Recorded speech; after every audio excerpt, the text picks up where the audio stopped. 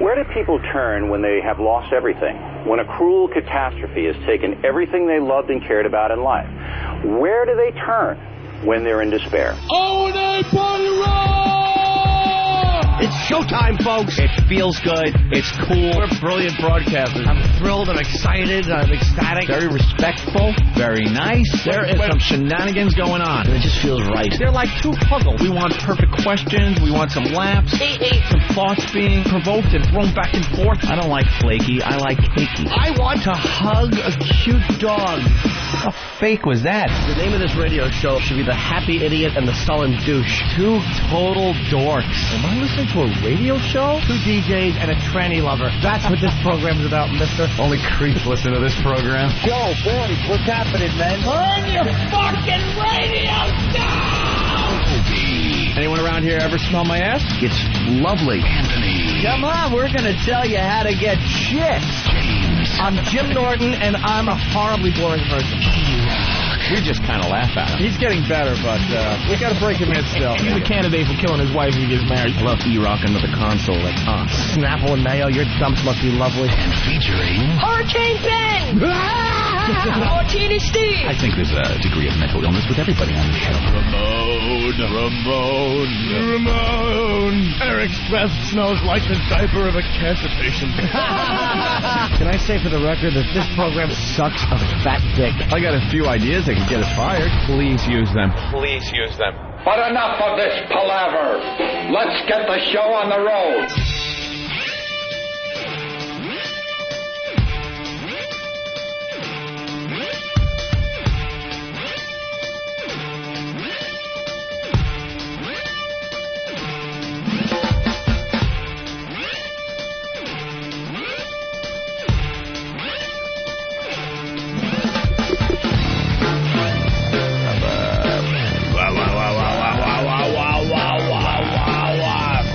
Good morning and welcome to the Opie and Anthony program. This is the O&A virus and it's spreading across America thanks to XM satellite radio. When does it become the plague? That's a good question. Yeah. Maybe they after just can't do anything about it. Maybe after the Christmas season. They are selling radios like crazy. Like what, Opie? If you had to tie it to something, what would you say they're selling like? They're flying off the tables like waffles. Exactly. That's what I was thinking. Boss. That's what Boss would say. They're flying off the tables. A little known fact about this good old satellite radio business. Yeah. They do crazy business this time of year. Unbelievable business. It's one of the hot Christmas items. Oh, yeah. You know, if you're buying somebody a XM satellite radio, you should do them a favor and get it all turned on before you wrap it up and throw it under that damn Christmas tree. Because I think good idea. I think there's going to be a lot of people trying to turn on radios between Christmas and New Year's, you know?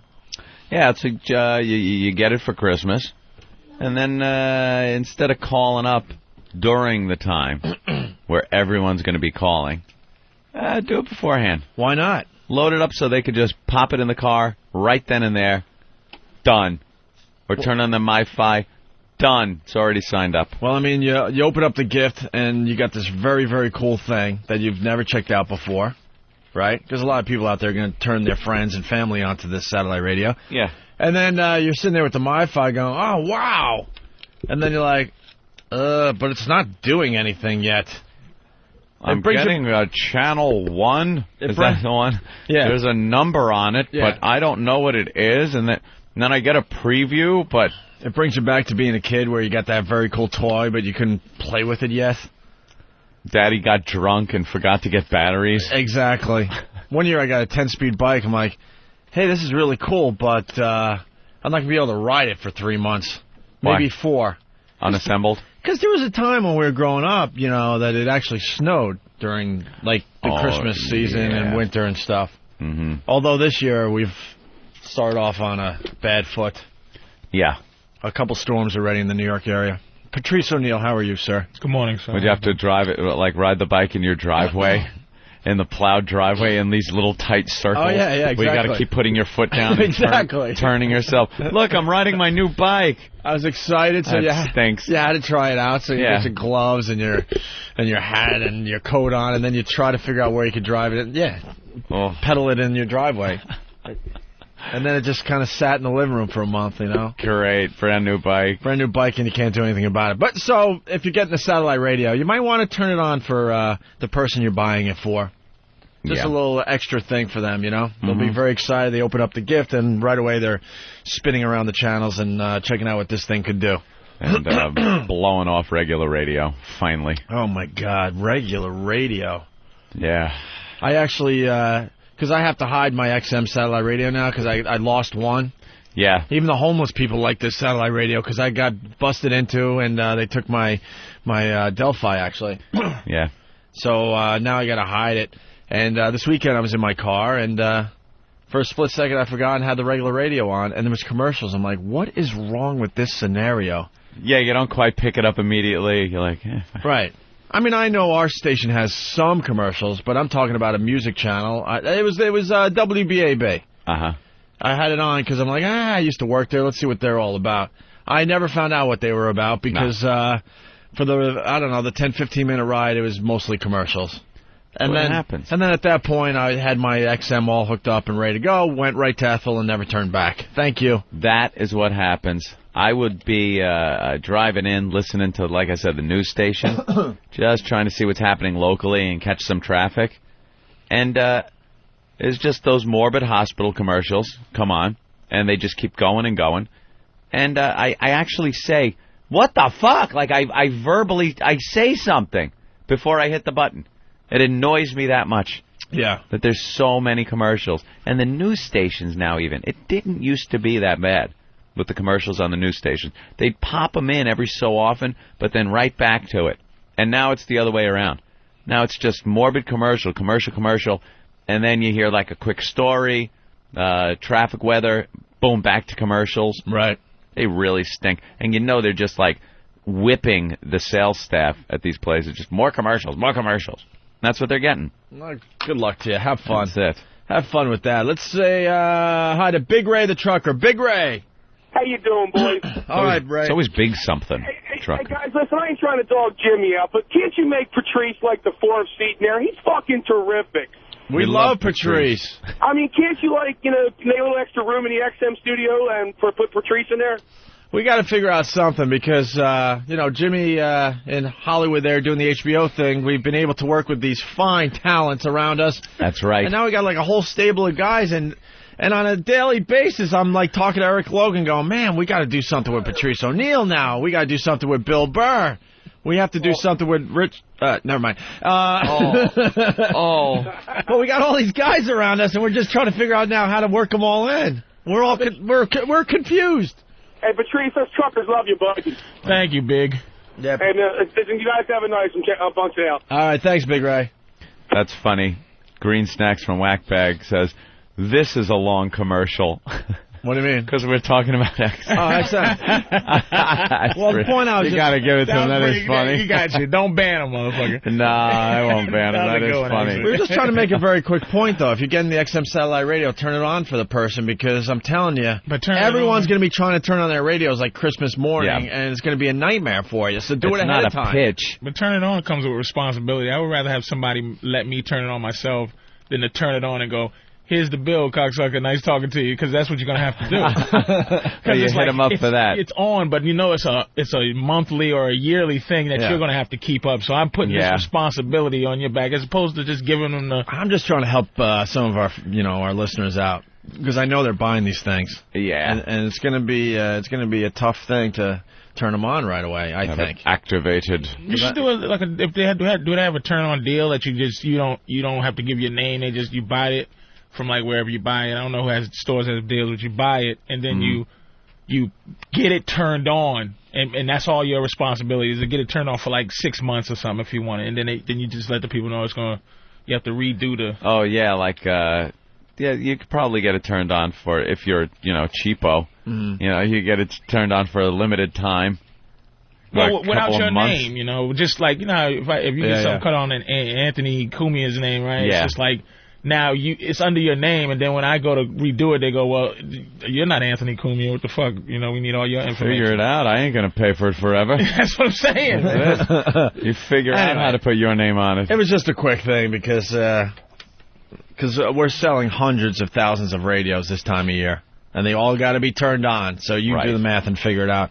How many people could they possibly have, you know, manning the phones Christmas Day and Christmas Eve and New Year's Eve? So that's all I'm saying. Might want to help the person you're buying it for. All right, let's say hi to Big Ron in Wisconsin. Big Ron.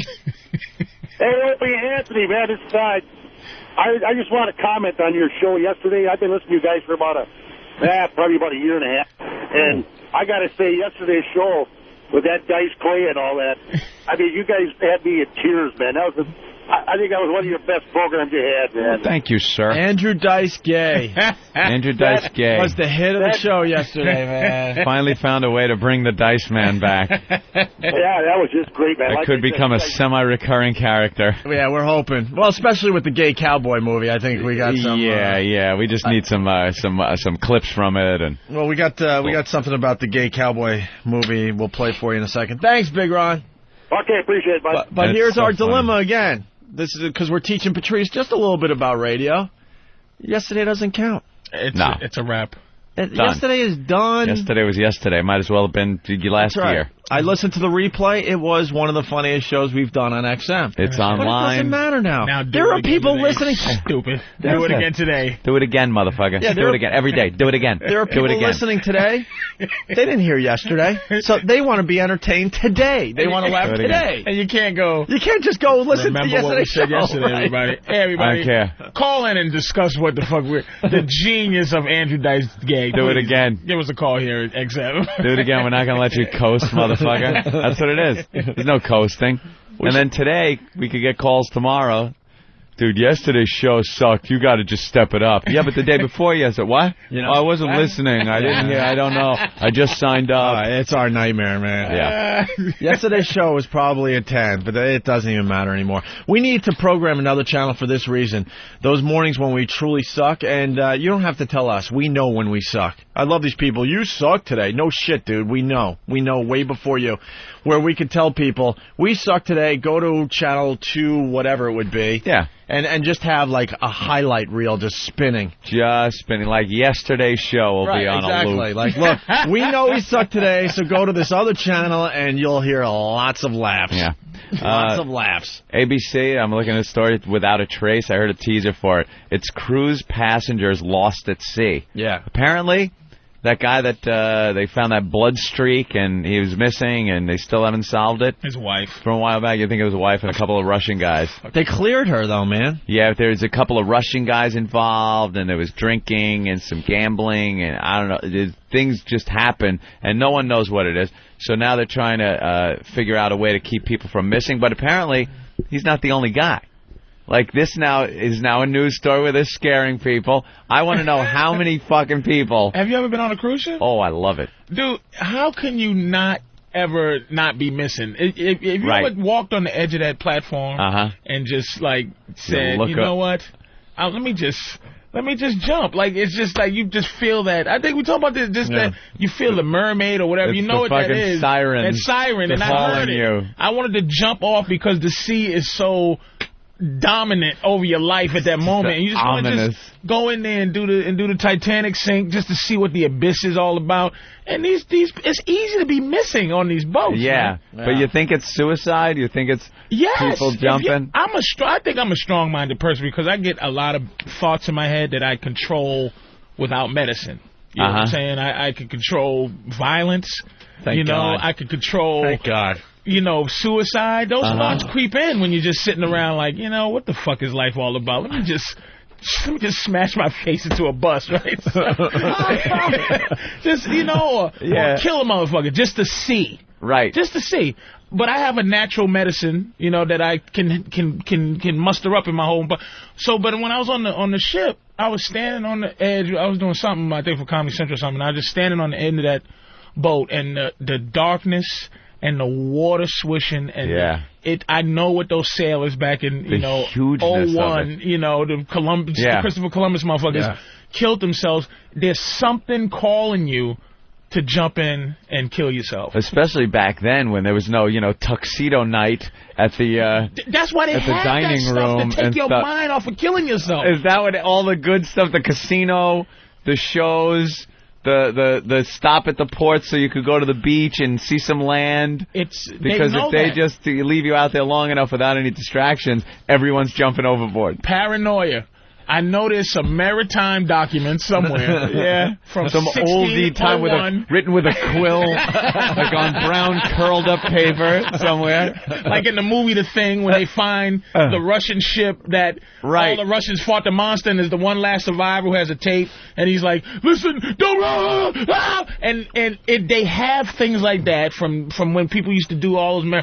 That there's something calling me into the water, water, and it's true, man. I wanted to. It's the weirdest thing. And that's where these missing people on a cruise ships are. And we got to get the audio because I was just watching it. They just showed a montage of guys that are missing. A whole freaking montage, one after another. Yeah, we got it. I want to know how many. Oh, showing some Kong footage. That same guy that did Gollum in The Lord of the Rings, they put all the sensors on his face, and he's the guy, again, doing all the facial expressions. For Kong? For Kong. This is a new fucking industry in entertainment, in movies, that is amazing. Who saw this coming? You're a fucking face actor for CGI. It's genius. And this is, now he's the motherfucker for this. He's going to have to get an Oscar. Now it's going to be, best pretending to be a real motherfucker, fake motherfucker, goes to... Is he just the best at making expressions? If you watch... How do you get that role? Dude, I sat there and watched... Why can't we have that role? I think it was... Smile. 650 hours of behind-the-scenes footage from Lord of the Rings. I watched every second of it. I love that shit. All the behind the scenes from, they got that Weta Studios down there in New Zealand, and I watched them making the costumes, like everything. And this motherfucker found a niche.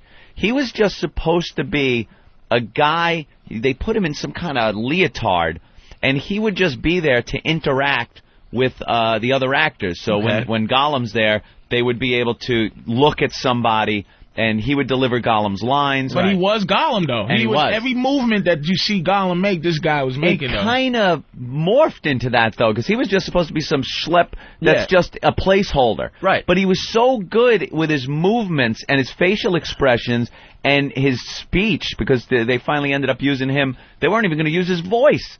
But he was so good with it that they used every frame of him moving, they animated over and used his movements. And his facial expressions are amazing. When they do a split screen and show Gollum's face from the movie and then his face, the guy found built an industry. He made a new fucking career for people in Hollywood. Genius. I was thinking about that yesterday. And now he's the Olivier of that. He's like the man.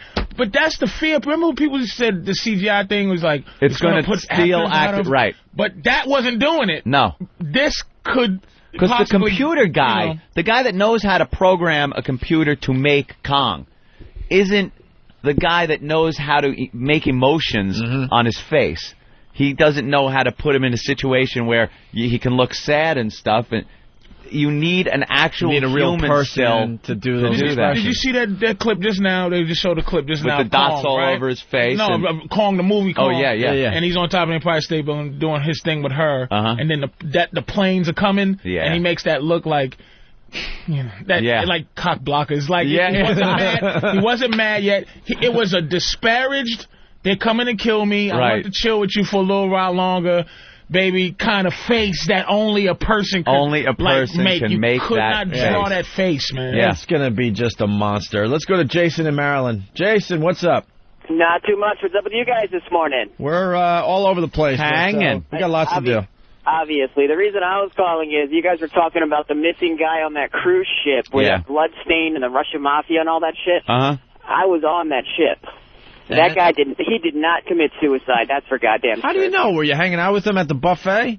No, I wasn't hanging out with him at the buffet, but I saw the blood, and I'm telling you, from the height where that guy's room was to that blood stain, there's no way just falling could create that amount of blood. I was on the same ship before it went over to the Mediterranean. Oh, yeah? This guy was? Yeah, they were talking about how the ship was going from the Caribbean, where I was, and that it was going to be dry docked, refitted with some shit, and then they were going to send it over to the Mediterranean, and that's the cruise that the guy died on.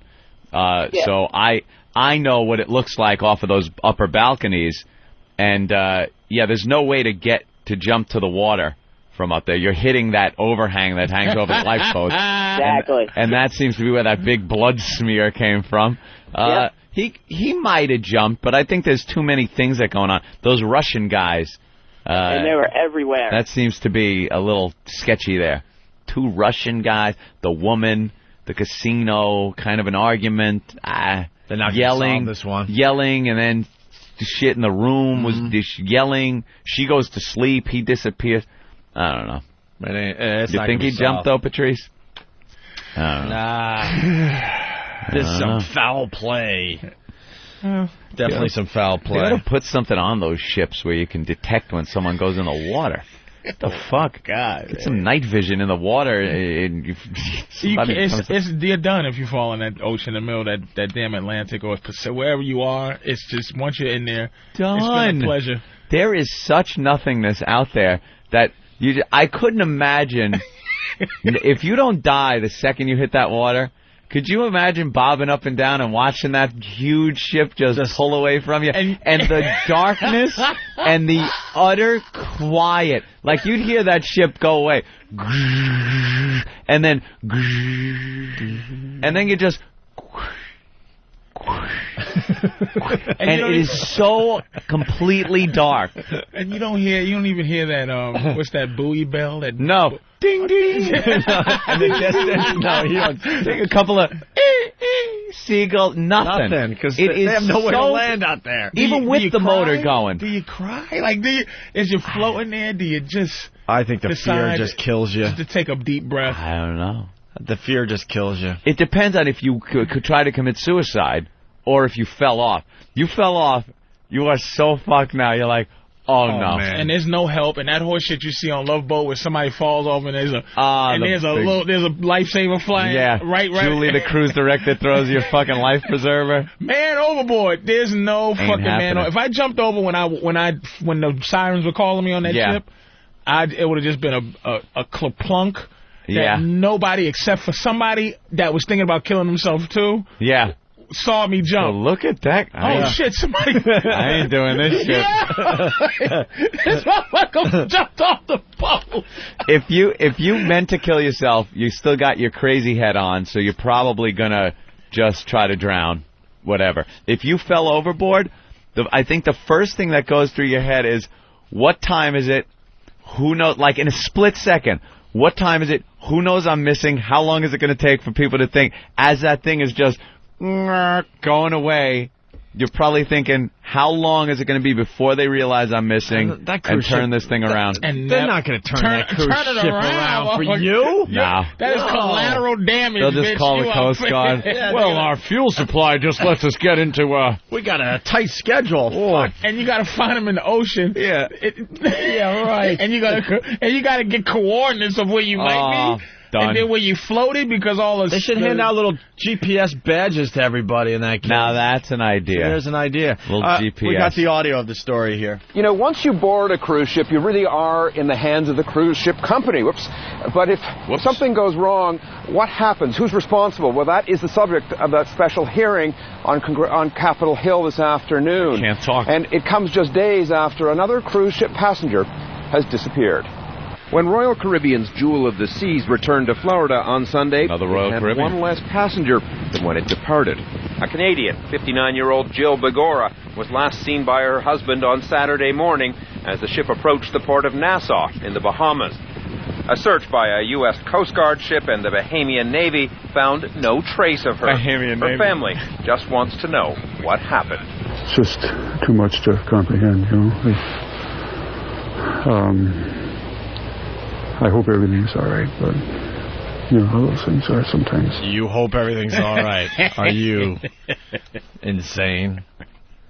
You're hoping everything, like she's going to turn up. Oh, I was just taking a swim. Yeah. I like swimming. Then you just ask a question like, what's the percentage of when people are missing on these boats? What's the percentage that you find them that alive? actually come back? And 0.0001. They might have found one. Can you please find them? Some guy lost in the place where they keep like the vegetables, way in the hold, somewhere in the bilge. It's Tom Hanks. Yeah. I was looking for the pool deck, and I ended up down here where the fucking... Some ass that forgot to take his medicine ends up in a meat locker somewhere. Somewhere locked in a meat locker.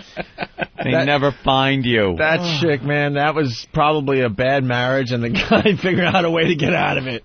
Oh, you think? 'Cause that's probably it. Either you're killing yourself or someone is killing you. There's got to be people that plan it out and go, look, we'll be on a cruise ship. Yeah, a little slight push, and I'm good. Drink. Maybe slip her a little Mickey, and then give her the heave-ho. They'll never find her to do toxicology.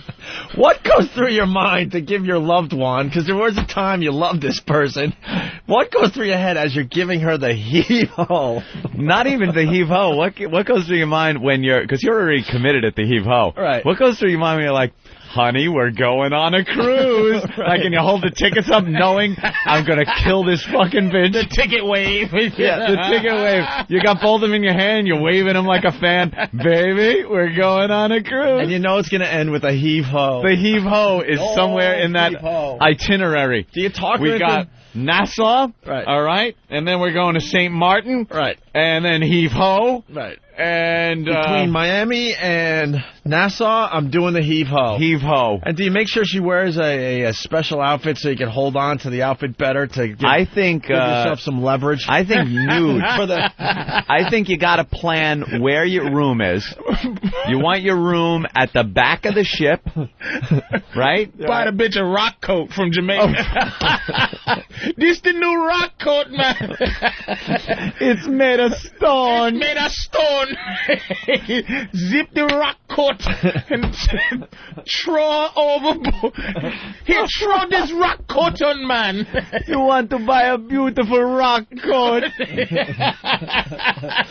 We'll braid her hair with some big stones. It's a big stone, man. Yo, get the... Did you get her the stone flip-flops too, man? Some fucking Jamaican knows the deal. Oh, here's the rock coat. Here's the song that's playing as you're heave-hoing. Right.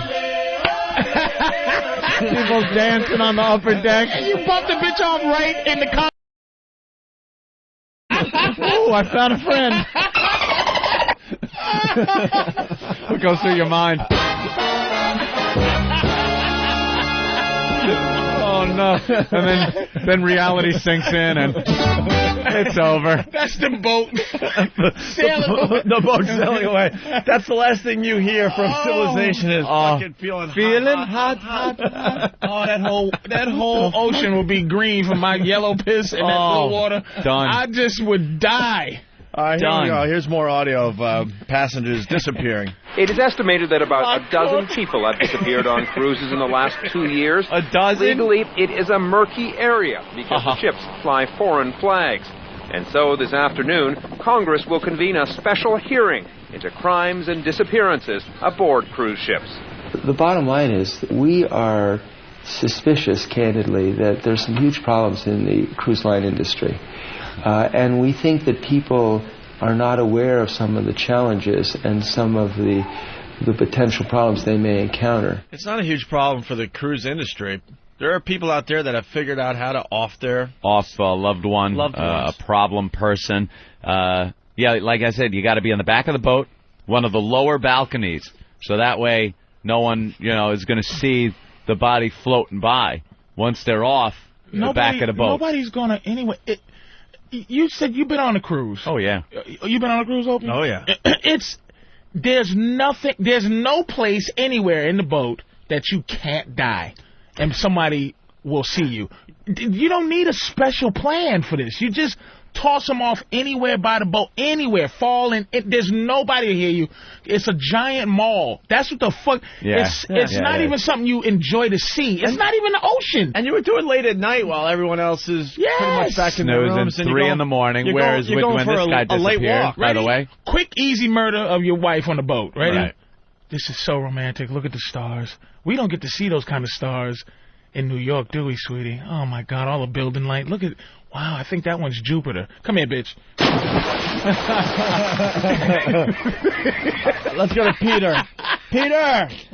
Yeah. What's up, Peter? So the real question I have is, if you're taking a cruise out to Nassau, do you throw her off the boat before or after you get there?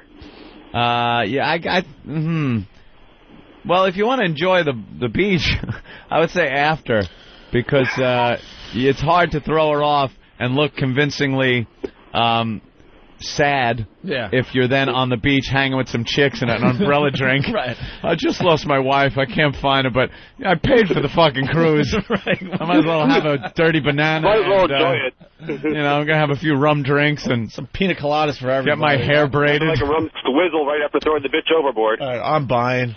The fucking rock trying coat to figure out what is you do. killing me, Patrice. Get your rock coat. Get your rock coat, man. And these goofy motherfuckers will buy it. Oh, a rock coat. Wow. That rock coat is great. We got a guy in the Coast Made of Guard. rock, you know. Bill, what's up? Good morning, guys. Hey. My last duty station was in Sandy Hook, New Jersey. There, our area of responsibility was Lower New York Harbor. And we were out looking for a guy that fell off a Russian freighter. Tell you, man, there's no fucking way you're going to find somebody out there. If they don't have a strobe light or anything with them. Yeah. Plus we used to do live man overboard drills. We used to actually jump off the boat at nighttime with our strobe lights. Wow. You want to talk about fucking scary?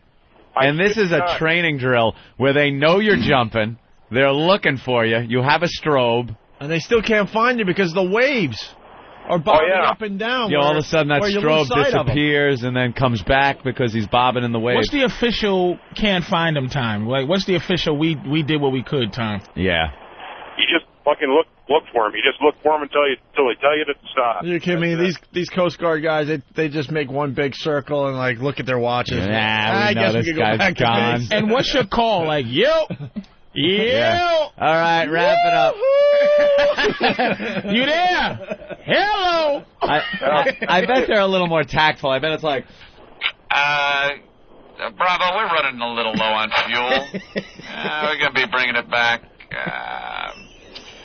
Yeah. No, I don't know. It's burning like crazy, the fuel. I think we got a problem because the gauge says a half a tank, but I'm sure we have less. We're going back. This motherfucker is so drowned. Oh, the mic is still keyed. Sorry. How could you can't. It's just, who you fooling. It is what it is. You can't be mad about it. It's the ocean. It's unbelievable, man. Yeah. It's just so dark. And how deep is the deepest part of the Atlantic? What, 1,000 feet or something like 1,000. A mile You're deep? Talking after 10 feet, who cares? A lot more than 1,000. Yeah, after 10 feet, you're not surviving. It's more than a mile deep? Oh, my God. Oh, my God. It goes down miles, man. It depends on... I don't know about the Atlantic, but the Pacific, you were talking...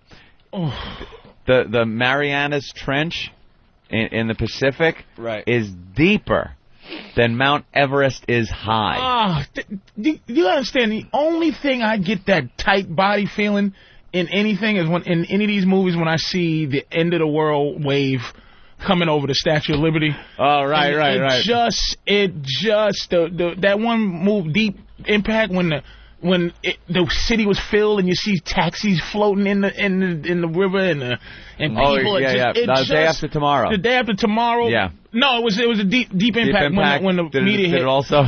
It's horrifying, man. There is like. I guess we assume nature is just going to continue its happy little course like that. Shit. We'll have our hurricanes and whatnot, but for the most part, there's not going to be any cataclysmic event like that. But we're just at the mercy of the Earth and the sun and all these things that just we assume is going to continue. I got a little fact for you. The Atlantic Ocean has an average depth of 12,881 feet. 12,000 feet. That's average. That's 2 miles. Average. That's more than 2 miles, right? At its deepest point in the Puerto Rico Trench, the bottom is 28,681 feet below the surface. That's creepy, man. That's 5 miles. Fucking mountain high. That's where those fish that have natural flashlights on top of their head. Fucking little lit up thing and those big eyes and teeth. You can't even call them fish at that point. You bring them up. Look like aliens. Those monsters. They're so used to the depth that if you bring them up, they fucking explode. They blow up because they're so used to all that pressure on them. I just like the land. I don't need to go in outer space. And the land good. I like the land. No outer space. I don't think you gotta worry about that. I don't think anyone's ever gone, holy shit, I'm in outer space. Yeah. How the fuck did that happen? That's right. Just in case gravity stops. No one's ever. People lost in outer space. We'll tell you about it. Just in case God decides to end gravity. And you just float off. All you know what? I'm tired of these. How horrifying would that be? All of a sudden you float, nothing to grab onto, and you're just like, fuck, now I'm above everything I could have grabbed. I'm fucked. And I think for the first mile, it's kind of fun. Like, hey, look, still breathe. Look, I can see Manhattan. Get a little cold. It's getting a little cold, but the view is kind of cool. You would just be thinking, when's it going to stop? Is it going to stop? I'm going to end up in space. Holy shit, this stinks. Let's go to Big Al. Big Al? How did Anthony know about the Marianas Trench? Because Anthony knows a little bit about everything, sir. I saw it on Discovery Channel. Forget Aristotle and fuck Socrates. Here comes Professor Anthony. Let's go to Ari in Chicago. Ari. Yeah, hey guys. What's up, man? I was going to compliment Patrice, but forget about it. What was I going to say? Oh yeah, they keep saying on these clips you're playing, the ships are sailing under international flags. Well, just the cool thing I read about that is that, first of all, you sail under the laws of the country. That's why you have those flags. But if you have no flag or some kind of silly, like, pirate flag, then just be prepared to be attacked by the military of any country you sail by, because they assume you're a pirate. I mean, they'll attempt to contact you with, like, the speakerphone or something. There's been a couple of instances where pirates, like we were talking about the one off of the coast of Africa, they're not pirates. I don't think they're criminals. Pirates are R kind of guy, you know? Right. R. All right. Steal that name. Yeah. Fucking pirates. You're a criminal. You're trying to rob a fucking boat. Another fact for you guys. We're African pirates. The Atlantic Ocean, average depth, 12,881 feet. Yeah. Pacific Ocean, average depth, 15,215 feet. And the Mariana Trench is 36,200 feet. God bless white people for investigating all of that for us. They go down in those pressure suits that look like a fucking robot. Like you're completely covered in I don't think this they do suit. those anymore. They do not the old like Iron Sea Hunt suits. These things are modern. They look like it looks like a modern robot with these big ball joints on all your where you got to bend. And they send people down, and have sent people down to the floor of that motherfucker. That far down. Imagine being down there. Who are these? Who does that? And it sounds like, again, stereotype, but these are just these adventurous white people, man. Yeah. It's just thank you. Whitey loves there's the suit. Thank you so much. Look at that. Look at that. Look at that. Who invented that thing? Who goes into that? And who gets in it and goes down to the bottom and walks around down there? And then some fucking thing that lives down there that you've never seen. Yeah. You know there's monsters that we thought were extinct that doesn't come. Yeah. They don't come up. Yeah. You know what I'm saying? It's like, why do that? Yeah, what is down there? Let's say hi to Doug in Jersey. Doug? Spirit of adventure, people. Hey, guys. They just love seeing you see shit. that movie, Open Water, about the scuba divers getting left by the boat? I haven't never seen that movie. I don't want to see that. I saw that. That seems a little too disturbing. I saw it. It could have been a much better movie. Yeah? Yeah. I thought it was good, though. It was all right. What do you want to say about it there, Doug? No, that was just creepy as hell. I've never been scuba diving, but that scared the fuck out of me. All of a sudden, they pop up after doing their cute little dive, and the boat's just gone. I heard they was giggling at first, like, they'll be back. Yeah, and they're a few miles away, and then slowly but surely, they just realize, holy shit, we're fucked. Just eating the candy they had left in their pockets. Yeah, and then the sharks just came a-cruising as the sun was going down. It was... I just thought it could have been filmed much better, that's all. The concept was great, though. Yeah, just the idea. I think it's just the idea. The idea of just getting it seemed like it was a very cheap film. Like, when you go to Blockbuster and you see open water, it looks like it's a big-time Hollywood production, and it really isn't. It was filmed very cheap, it looks like. All right, Doug, thanks for the help. All right, punching out. Jesus. Here's a little trivia for you. Yeah. That I found interesting because we're talking about how deep the ocean is. Oh, God, don't freak and me how, out. this will freak you out, how insignificant you are. How deep the ocean is. You got a portion of the ocean 38,000 feet deep. How high is Everest? I mean, ridiculous. 28,000 something. Yeah. 29,000 Yeah, it's something. up where airliners cruise, you know. Up there. I think it's just shy of 30, right? If you took the Earth, that's right. if you took the Earth, 29,000 feet. Eric is really fast on the computer and today. shrunk the Earth down to the size of a cue ball, it would be smoother than the cue ball. Even though there's these heights and depths all over the Earth, these nooks and crannies, if you shrunk it down, it'd still be smoother than a cue ball. What would? The Earth. That's how fucking big the planet is, that it could have such differences in heights and depths, yet shrunk down, those heights and depths amount to shit compared to the size of the Earth as a whole. So imagine what one little speck of humanity is on that. Nothing. You're nothing. I don't understand that. You don't understand it? No, I'm trying. I got it. I'm trying to. No, I get it. I don't. I'm trying. You take the Earth. Okay. Shrink it down to the size of a cue ball. Right. And hold it in your hand. It's smoother than a cue ball. Those even with valleys, all with everything, it's still, you wouldn't feel one bump on it. Okay, I see. Even with all the things, because it's so fucking big. All right, listen, we're going to take our first break. Scary when you think about it. I don't like thinking. Imagine like smoking that. pot and talking about this. Yeah. You'd freak out, man. You ever see Survivor Man?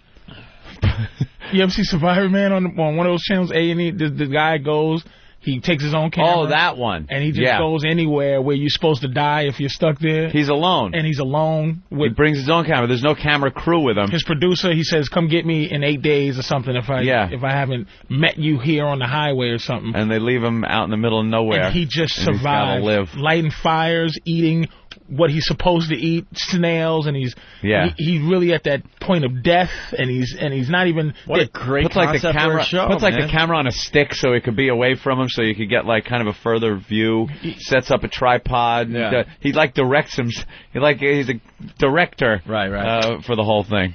Pretty cool. Good concept. All right, listen, we got to take a break. When we get back, Steve is shivering. We're going to get to the bottom of that. He's wearing a robe. He's wearing a robe and he's shivering. Yeah. Make your own joke, people.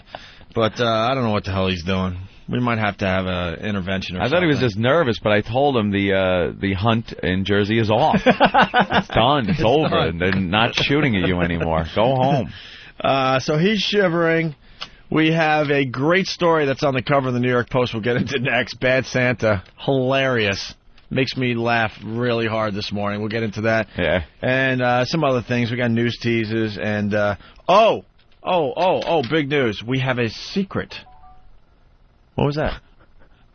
That was right on cue. We have a secret. Where did that come some from? kind of electronic sound. Is that your phone? Is your phone ringing? It was on cue. Gotta give him that. We have a secret that we want to share with our listeners. I was touched too, Opie. Someone has a big surprise for their listeners, and we know about it. Oh, so we're gonna pass it on to our listeners before he could break the news. Yes. So stay tuned for a secret. Yeah, this big surprise. That's going to drive some people nuts today. All right, Patrice will answer his phone, and we'll continue in just a bit. It's on!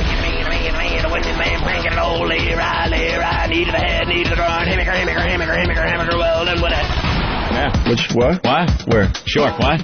Who? Bull last. We have problems. Shake it up, shake it up, shake it up.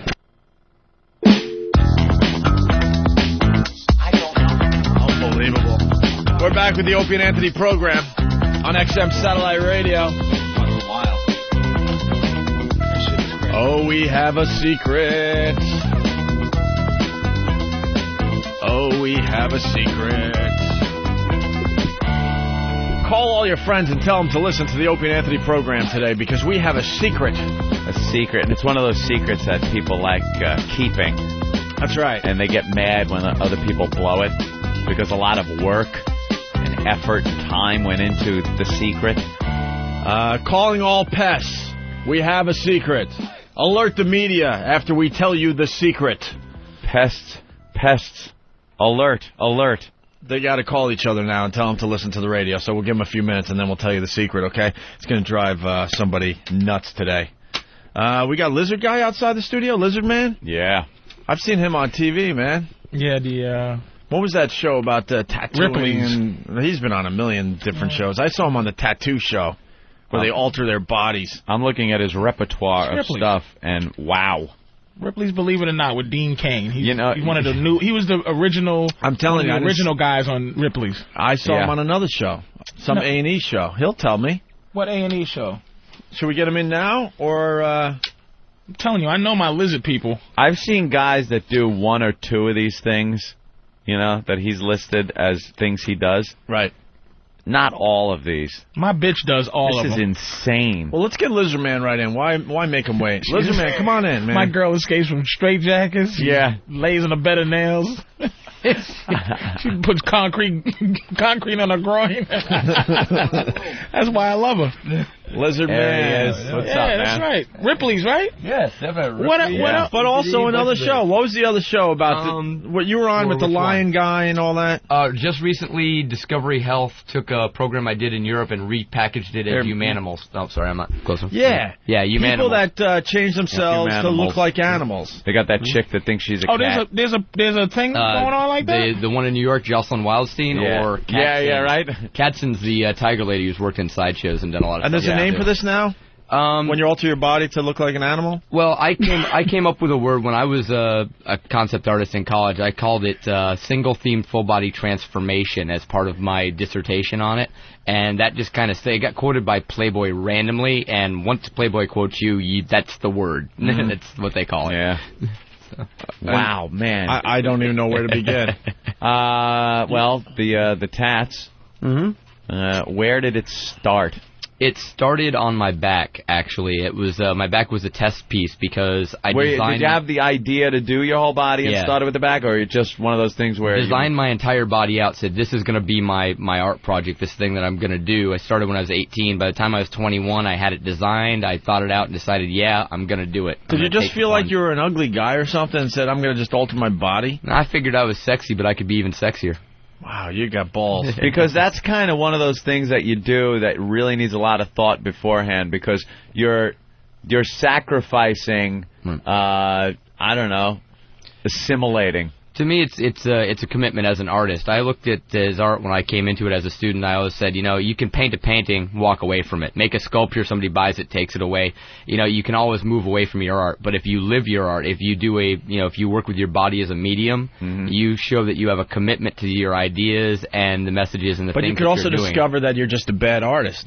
Well, yeah. I mean, and then you're stuck with a bad painting on your body. If you suck, it worked you suck. out. It worked out for you, but I'm sure there's other people that it was an experiment that went horribly wrong. I mean, like, oh damn, I had no talent whatsoever. Well, just like you guys getting on the radio, any sort of performer, any sort of entertainer, any kind of artist, you have to be. I think you have to take that plunge, and if you suck, then afterwards you gotta suck it up and say, oh, it's too bad I sucked, but at least I had the guts to give it a shot. Right. You gotta go for it. Well, he's Lizard Man, and he looks like a lizard. He's got green tattoos all over his over his body, like in the form of kind of like a scale, like scales, snake scales. Well, let's get the obvious questions you're asked 1,000 times out of the way. Where was the most painful part? 1001. It's the nose. The nose? Right down here to the tip of the nose. Doesn't take very long compared to like ribs or other areas, but the intensity of that 2.5, 3 minutes was incredible for the tattooing. Really? Easily the most painful tattooing. Green penis? No, not a green penis right now. I've been playing around with different jewelry configurations, and I just never got around to tattooing around them. What, Prince Albert? I actually had an apodravia, which is vertical all the way through the head. I got a nasty scar from it now. I used to take it out and hammer nails through it. Wait, what is that? I don't know. I heard your head split? No, not split, but a barbell that went in the bottom and came out the top. I've since taken it out due to some scarring. Ow! All the way through. Of what? Ow! My penis. Your penis? Yeah. Oh, all right, fair enough. It's the only piercing that's mentioned in the Kama Sutra, actually. Oh. Take a leak. It looks like a spit take. Nah, it's actually, just like a river going around a big tree. Really? Yeah, that's right. Is that how that works? That's your girl out there? No, that's one of the people from the Jaeger crew that's traveling with us on tour. Oh, My girl's back in Texas. But is she just like a regular? She's probably just Did she fall in love with you before this or after this? The first time she saw me, I was opening up for Godsmack in '99. She saw me come out on stage in nothing but a Speedo with my hair on fire and swallow a sword, and I guess that did it for her. She said, I got to meet this guy. I had her backstage that night. We had a long-distance relationship. We've been married 2 years now. She's just like a regular square? Not really. She's got all of her tattoos are urban legends. Like she's got kidney scars, like her kidneys were stolen, kudzu vines choking her. But she works as an office manager, so yeah, when she dresses up, nobody knows. She's showing off. She's like, my man is the lizard man, bitch. See, you went with all the you jealous hoes. You can't put on a suit and a tie and look like you don't have tats or anything. I can't look like I don't have tats, but I can look like I got a better suit than most people, and I'm having more fun, definitely. And what's up with the eyes, the eyebrows? These are Teflon implants. I've got 5 pieces over each eye to make these horned ridges right here. Yeah, what are they? Little balls? Like they're carved out. They look like the tips of bullets. They're carved out to be horn-like. Go into the skin like that. And they're just sticking straight out. Well, not straight out. And who does that? Like these were done by Steve Hayworth, who pretty much pioneered it. He's a former biomedical device engineer who really got into body art. And great guy. He's actually, if you look at like plastic surgery, one of the things he's done is the tools for eye reconstruction for people who have horrible eye injuries. He invented and designed those tools for surgeons years ago. That's right, Robin. But his own interest was to do things like putting horns on people. And what about the eyelids? Is that just makeup? No, this is all tattooed. That's all. Your eyelids are tattooed. Yep. Green I don't do makeup. One of my hallmarks is I will not do anything that is not permanent and not real. How the hell did they tattoo your eyelids? Close your eye, pull the skin down, and work very carefully. God damn. Because it's right in the corners of your eyes. Oh yeah, I told her, the woman that did it for me, I was like, get in there. I want everything. Make it green. Well, I saw the show on TV where, whatever it was called, where you guys turn into animals, whatever. Yeah. And you seem like one of the normal ones, man. That was one of the things they really There was pushed. a guy that was like, looks like a cat or something, or a lion. Or his real name is Dennis. What was he trying to do, a cat? Yeah, he's a Huron Indian, and he believes it's his totem animal. And so he wants to make that transformation, but he's got whiskers that are implanted and all that crap. I've seen that. He lives his life like I don't know. He really tries to. He really does try to live like a cat. I've hung out with him in San Diego. We actually had the same agent. He seemed a little creepy on that show. Yeah. They, some of the guys that are doing it do have sort of a weird background or do have some family history. I mean, my thing is I always approached it as an artist and an entertainer. I'm here to, do my art, but at the same time entertain people and do it. So, right now I'm doing kind of sideshow and stunt comedy and things like that. But some of the other guys that do it, they're very much they're personal and spiritual. I just don't have any of that kind of baggage on me. What made you choose the lizard? It was a combination of different things. Mainly it was aesthetic. I like the way reptiles look, and I thought it would be a good way. And, design-wise, I was looking at my body. I'm like, what's going to cover this as a pattern? And I thought about polka dots. I thought about doing a full-body maze at one time. But the one that stuck with me that I really kind of liked every time I looked at the drawings and everything, I was like, I like the reptile thing, and it brought everything else together, like the split tongue and the sharpened teeth. Well, we forgot about the teeth. Yeah. They're all filed down into points, and the tongue is split. Split tongue. Holy shit. You could move each part of the split separately.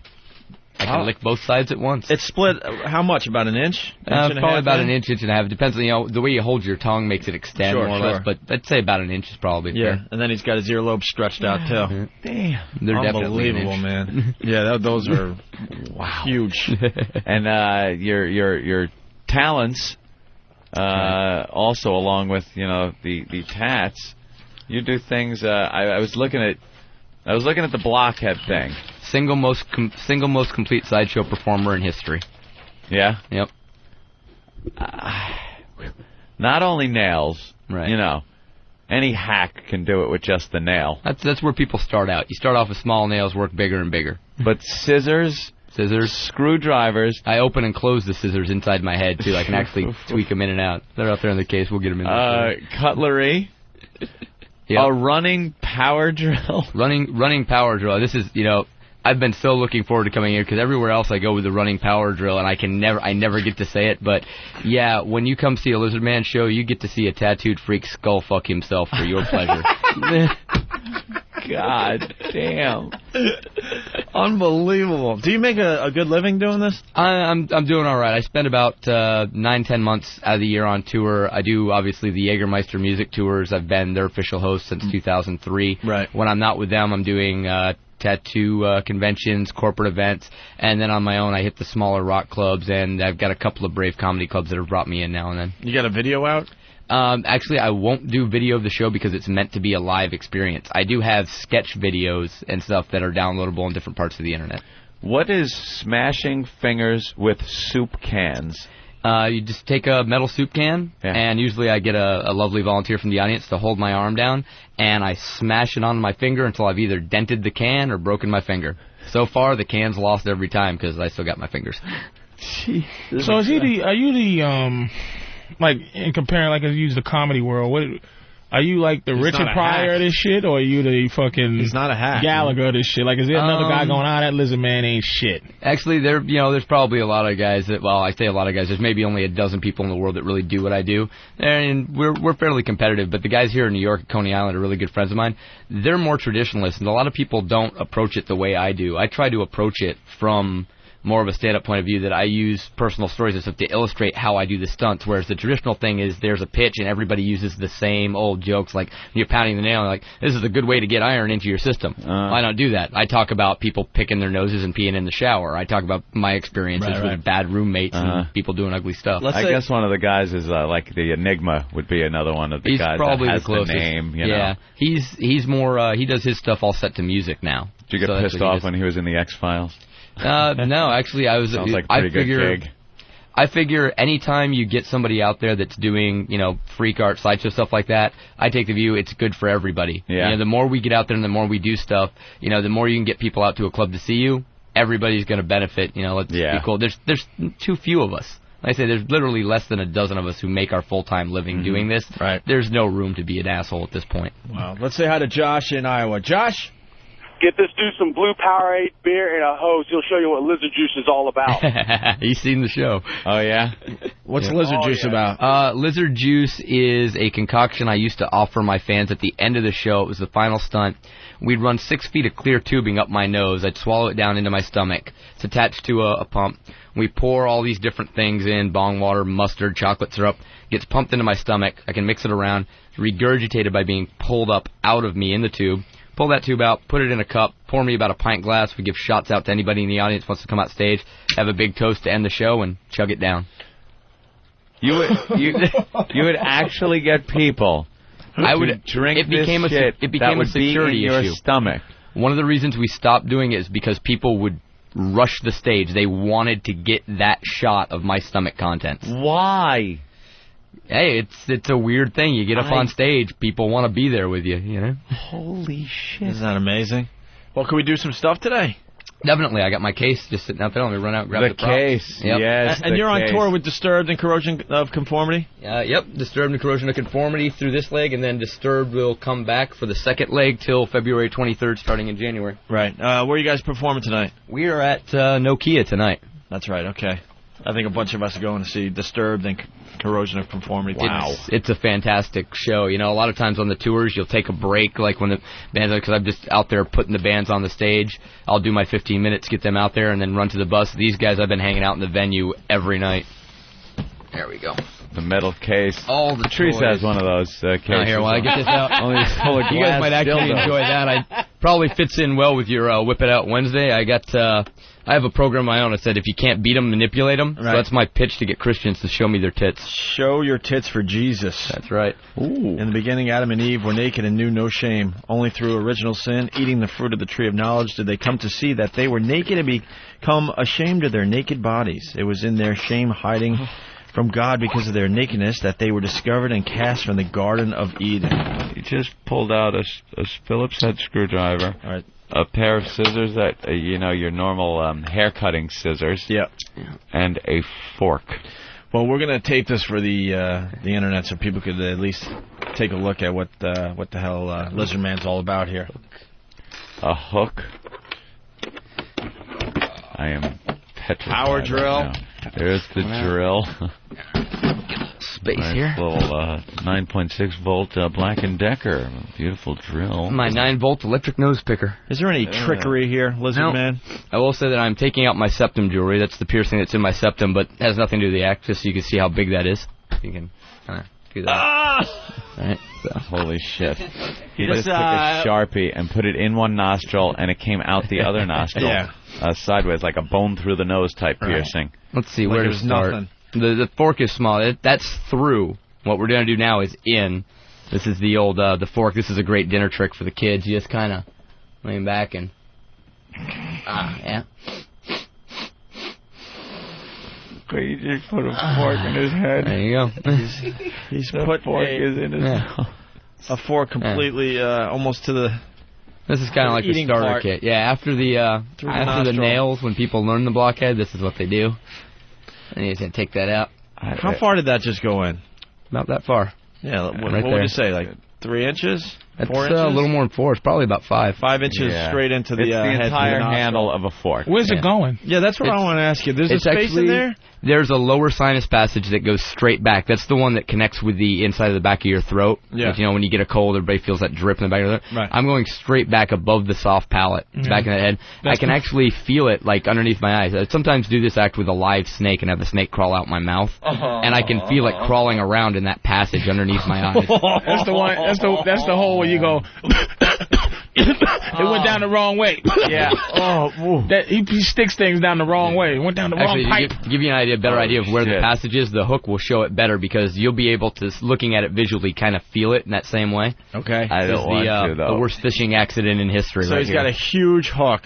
And he has snot running down his nose, so this is serious business. And he's sliding it into his nostril. Now he's turning it around. And now it's out his mouth. There you go. Holy crap! That's what I'm talking about. What do you think, Patrice? That's what I'm talking about. Obviously, these are some visuals, but Steve's got the camera rolling. That is a huge hook. Yeah. How come watching it, you get that feeling in your taint? The heebie-jeebies? What is that about the human, system where you see something like that and you get, like, this tingle in your taint? It's that visceral response. It's that you can't look at another human being, even if they're tattooed green with horns on their face, and not think, oh, what if that was happening to me? Oh, snotty faced lizard man sticking things in his soft hole palate. Yeah, you got a tissue? Pain. Get this man some tissue. All right, here's the... nothing wrong with a booger. Everybody picks their nose, right? This is the only bad thing about picking your nose is, of course, every now and then you get that nose hair and it plucks out with it and it hurts like hell. Yeah. Now, you just trim them a little bit. Just get that in there. All right. You're putting a scissor. Once you get in there deep, you just got to kind of... Oh, don't open and close the scissors. He's opening and closing You are a a maniac. As it is, it's way in his nostril. When you pull it out. Like 4 inches in minimum. He's probably a millimeter from something dangerous. Yeah, how close are you to snipping? Yeah, I've probably had better ideas in my time. He's gonna snip his fucking spine one day and just collapse in somebody's studio.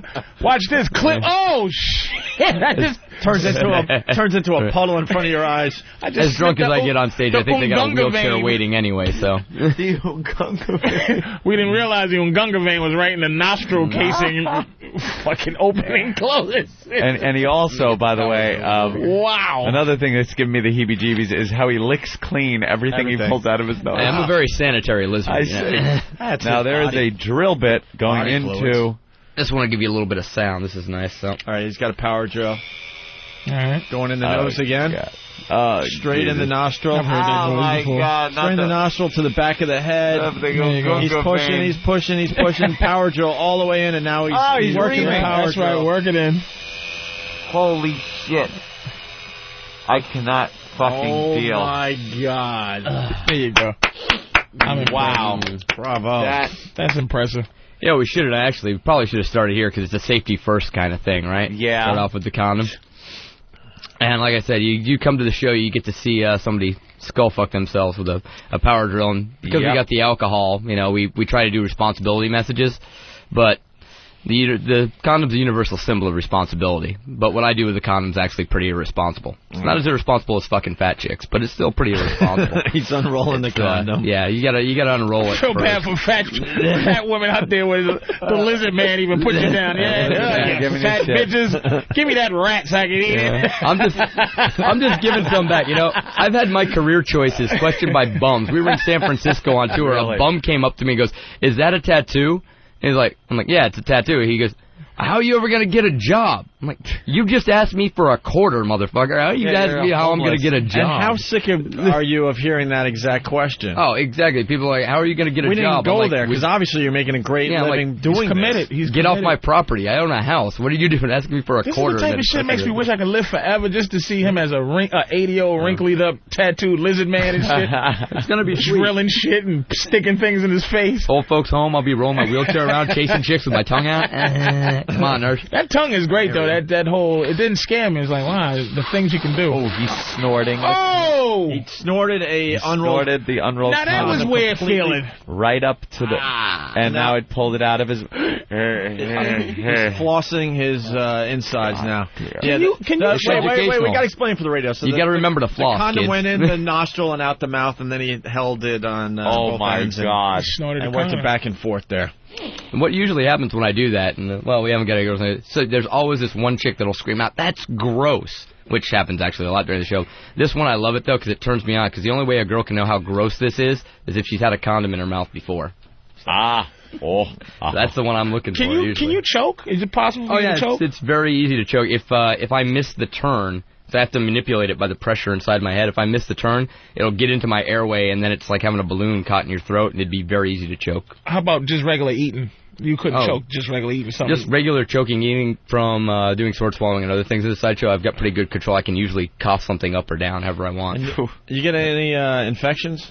How do you prevent that crap? I just try and stay as healthy as I can, you know. Better than knocks all 9 on that fucking condom. Right. That clears everything. This should kill sperm. It should kill everything else, right? Here's the reverse. All right, now he's sticking the condom completely in his mouth, shoving it deep in, and now he's going to suck it out his nose, it looks like. Here he goes. Blowing a big condom bubble with his nose. I don't care where you go. A guy with a condom hanging out of his nose is pretty fucking cool. Yeah, I got to give you that. Lizard man, that rocks. And now he's pulling it out of his nostril. Wow. Gotta wrap that up, do the responsible thing.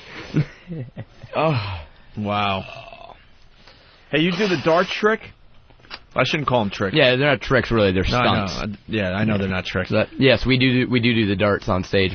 We've done that. Really? We had a guy come in. He wanted to plug his business, so we said, all right, let us throw darts at your back, and every dart that's, we hit you in the back with, you could plug your business. Yeah, we tape some newspaper over his fair spine. trade, I believe. That's fair trade. So we wouldn't paralyze him, and then we threw him. I hit him in the shoulder blade with one. I swear I heard clunk where it hit his bone. Yeah, we do that for the crowd. Actually, before Disturbed, we give them that's their chance to yell and scream and get remembered by the do. We give them a few in the back, and then I take a few in the chest and the stomach. So we just kind of spin around like a whirligig and let them go. The tattoos are well done too. It's like they're smooth and it just looks. Yeah, it's good work. Yeah, it's not like all very weird. Give you a better look at the rest of it. Very good work. He's taking off his hoodie. Jaeger Holy hoodie. crap! Wow, that is pretty cool. With the Takes word on almost an Egyptian across his thing. chest. Actually, when you turn around, you see on my back, there's different parts of my back are scarred up in the black. They're actually not mistakes in the tattoos. They're the scars from darts and from hanging by hooks. Oh, you do the hook on your back and like every lizard, he's a little chubby, a little flabby snake man. Got a little reserve for the winter. What do you need there? Well, you still have the piece of antelope there that hasn't fucking digested. Listen, Tony, where he constricted somebody, and it's like, hey, it's still. It's amazing that at 145 pounds, I'm getting weight comments from Patrice, isn't it? fucking Patrice. I can't believe it. I know I'm a mess, but I thought the Snake Man was gonna be all, Well, his whole body's tattooed. We got video that Steve's. That's amazing. Well, I noticed that you didn't just go with an entire body of scales. Well, it seemed to me like I needed to break it up a little bit, so I looked at different things that were out there, and I thought that some different markings would be good. And there was sort of a practical thing. Like I said, we started with my back piece. That, when I designed it, I'd never had a tattoo, so I didn't know if I was going to sit down and be the ultimate pussy and go, ow, no, I can't do this, and screw up the whole project. One green scale on your back for the rest of your life. So what we decided to do was start off with the black pieces, and the tattooer told me, he goes, if you can sit from one of these black pieces, you'll make it through the whole thing. So I was like, start with my shoulder blade. He drilled it out, and I was like, okay, that's not what I'd call fun, but I can do this. And it's just like a tattoo of a black mesh that starts the whole thing. Yeah, and then they fill in the scales with the green. So I've seen, you still got black mesh on your chest. But what about the other, like the swirly black things? Yeah, those are just the markings, and I figured it'd be nice to kind of break it up and have something there. I've just really always been a fan, too, of the visuals of large, heavy black tattooing, the different cultures they come from. I'm like, that's a good look. It's a good design. And most of it is visual because it's a visual art form as a performer. It does almost have like some kind of Egyptian look to it. Yeah, they're partially clean, man. It's real motivated clean. by different island cultures. Like I say, some of the Egyptian, the mosaics, and things that are out What's there. your very first tattoo? Is it visible? Is these shoulder pieces, the upper back. And you was empty before that. Yeah, absolutely clear. All I had before that was I'd had my ears pierced. Are you done tattooing? No, I've got probably about 700 hours in and another 200 to go. What are you going to do next? Just fill in the empty green? scales, yeah. All these scales will be filled in completely green. Oh, it's not going to be the mesh. Yeah, this is right now. This is just the in progress. Gotcha. It's just a matter of getting that all filled in. And that has to heal for a little while and then to the next. I can usually do about 8 to 10 hours at a time, and that takes about a week and a half to heal fully. And then we're good. Damn. We go to another one. Wow. I think I can get this strap around this chair, show you the ears. All right. Actually, you know what would even be better for weight, if Patrice will help me? I can probably pull him with my ears. Holy Patrice, how much you weigh? I weigh about upwards of 3. Upwards of 3. Yeah. He's putting just to get a visual through his ear piercings. He's putting those big, I bet I could pull you like in the chair. What are you gonna do? parachute fastening clips. Okay, all right. That's like the clips that hold your parachute canopy on. All right, now he's got Patrice and big straps, and Patrice on the chair, and now.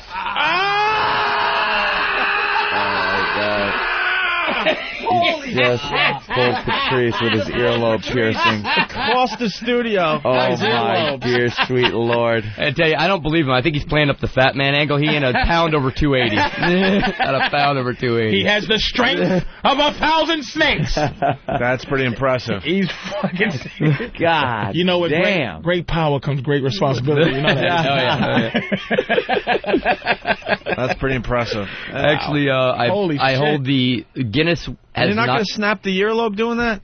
No, I've actually built these up over time. I can do a deadlift of around 50 to 60 pounds, and I set a record that Guinness is now deciding if they'll certify or not. I pulled a Geo Metro the length of a football field with my ears last summer for a car commercial, and they didn't give it to me. It was an audition taping, and they didn't give me the spot. Why didn't they give you the spot? They thought it was too extreme, that people would be turned off by it. It looked bad, like if your Metro, your Metro breaks down, you need this guy to pull you to a service station. Right. When are they going to show it? During Everybody Loves Raymond? Right after his little... Some towing company ought to be on the phone to me right now. Are you making up your own medical... Like, are you just, like, deciding... Like, just now you pulled me, but did you make a decision that your ears can withstand that kind of thing? You made the decision, or somebody said, you can do this? Lifting stuff with piercings has actually been around popularly for about 200 years. There's a guy named Rasmus Nielsen in the 1700s that was doing anvils and pulling people in wagons. So I look around the world, and anytime I see somebody do something, this is how I got started. I started out as a fire eater, fire breather, bed of nails and stuff when I was in high school. I was just really curious. I was like, if your body can do that, can my body do that? And I wanted to push myself and find my limits. And it became, now I've been doing this for more than 15 years, that I've reached a level. It's kind of like a sprinter doesn't start off being world class. Yeah. But if they train really hard and do it forever, they reach a level that most other people will never get to. What's the one stunt you hate doing? The stunt that, probably one of the worst stunts, because it's the one that goes wrong the most often, is putting my hand into a steel raccoon trap. Because it's very easy. What you want to do is when you get your hand in there, it snaps down.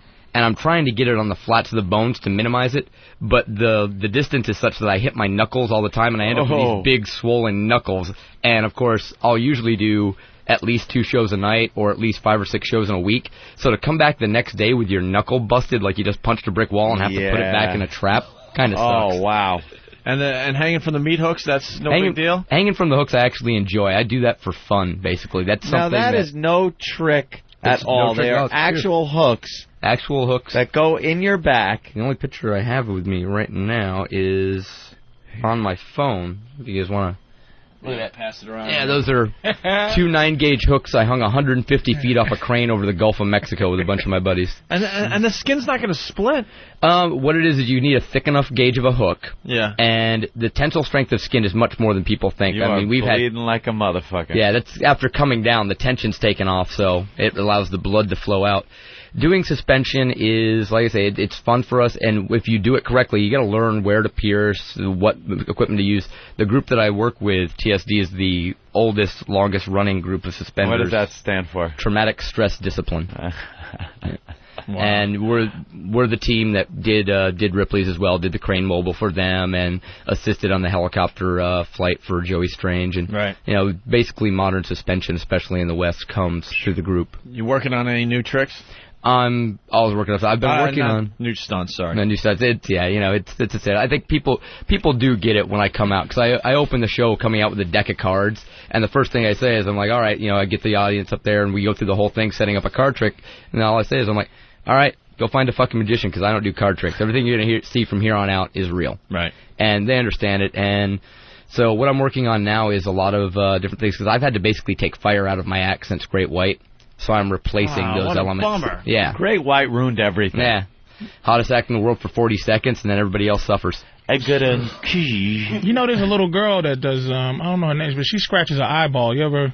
Yeah. Scratches her eyeball? She scratches her fucking right out of her eyeball. head. Yeah. And like chews her fingers down to the bone. To the bone, man. You know? That sounds like OCD, really. And she's only like 4. I think it's Gabby. Her name's Gabby. And she told me to tell you you're a fucking hack. They had a story on the news yesterday. Gabby will be working for me in 6 months. Get her right. They had a story on the news yesterday, just to help you along here. A girl that doesn't feel any pain. She feels no pain. She's like 5 or something like that. So her parents, I guess, weren't watching her as well as they should have, and she was chewing her fingers until it got right down to the bone, just about. So they pulled all her teeth out, and then she was scratching her eyeball. This sounds like model parenting here to me.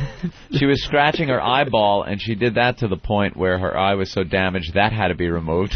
So she's slowly just kind of disassembling just herself. Taking pieces away from her. Now that I'd pay to see. Because of bad parenting. Yeah, that's your parents into what you do? Actually, my parents came and they'd seen me on TV before. My dad helped me build my first bed of nails. He was basically my first consultant for sort of some of the engineering. What a great father-son project. Yeah, build a bed of nails. Love is love, isn't it? It is what it is. Some of them build the soapbox derby cars. Are your parents squares, like regular squares? My dad is a mountain warfare instructor for the 110 division in the Army, and my mom is a retired elementary school teacher. Wow, that should have turned out just like a soldier kid. I actually turned down an appointment to the Naval Academy to go to art school. Really? Yep. Very good. I was a National Merit Scholar, varsity athlete. That's I'm like, dude, for me, it's all about the performance and the art. What did you do? Athletic? I played soccer and tennis in high school, and then I played 8 years of rugby when I got out between college Tough and motherfucker. Yeah, I guess that makes sense. Great sport. I was a hooker. 8 years of hooking. I got the bad vertebrae to prove it. Right on. Any other stunts you want to do before we move on here? I got a couple of things that fit my nose if you want. I got the screwdriver. This one, actually, I put my thing if I could. This one's kind of cool. This is because lots of people will do screwdrivers and other tools, but this one took me a little bit of control to get. So you'll see the moment when you see the part that's a little different. Instead of just sliding in, you go about part way, and you kind of let it slide in. Wow. You got to actually release the sinus patches. Wow. And drop down. Right. Yeah. And then you kind of... Very nice. He let it slide right in and then back out of his...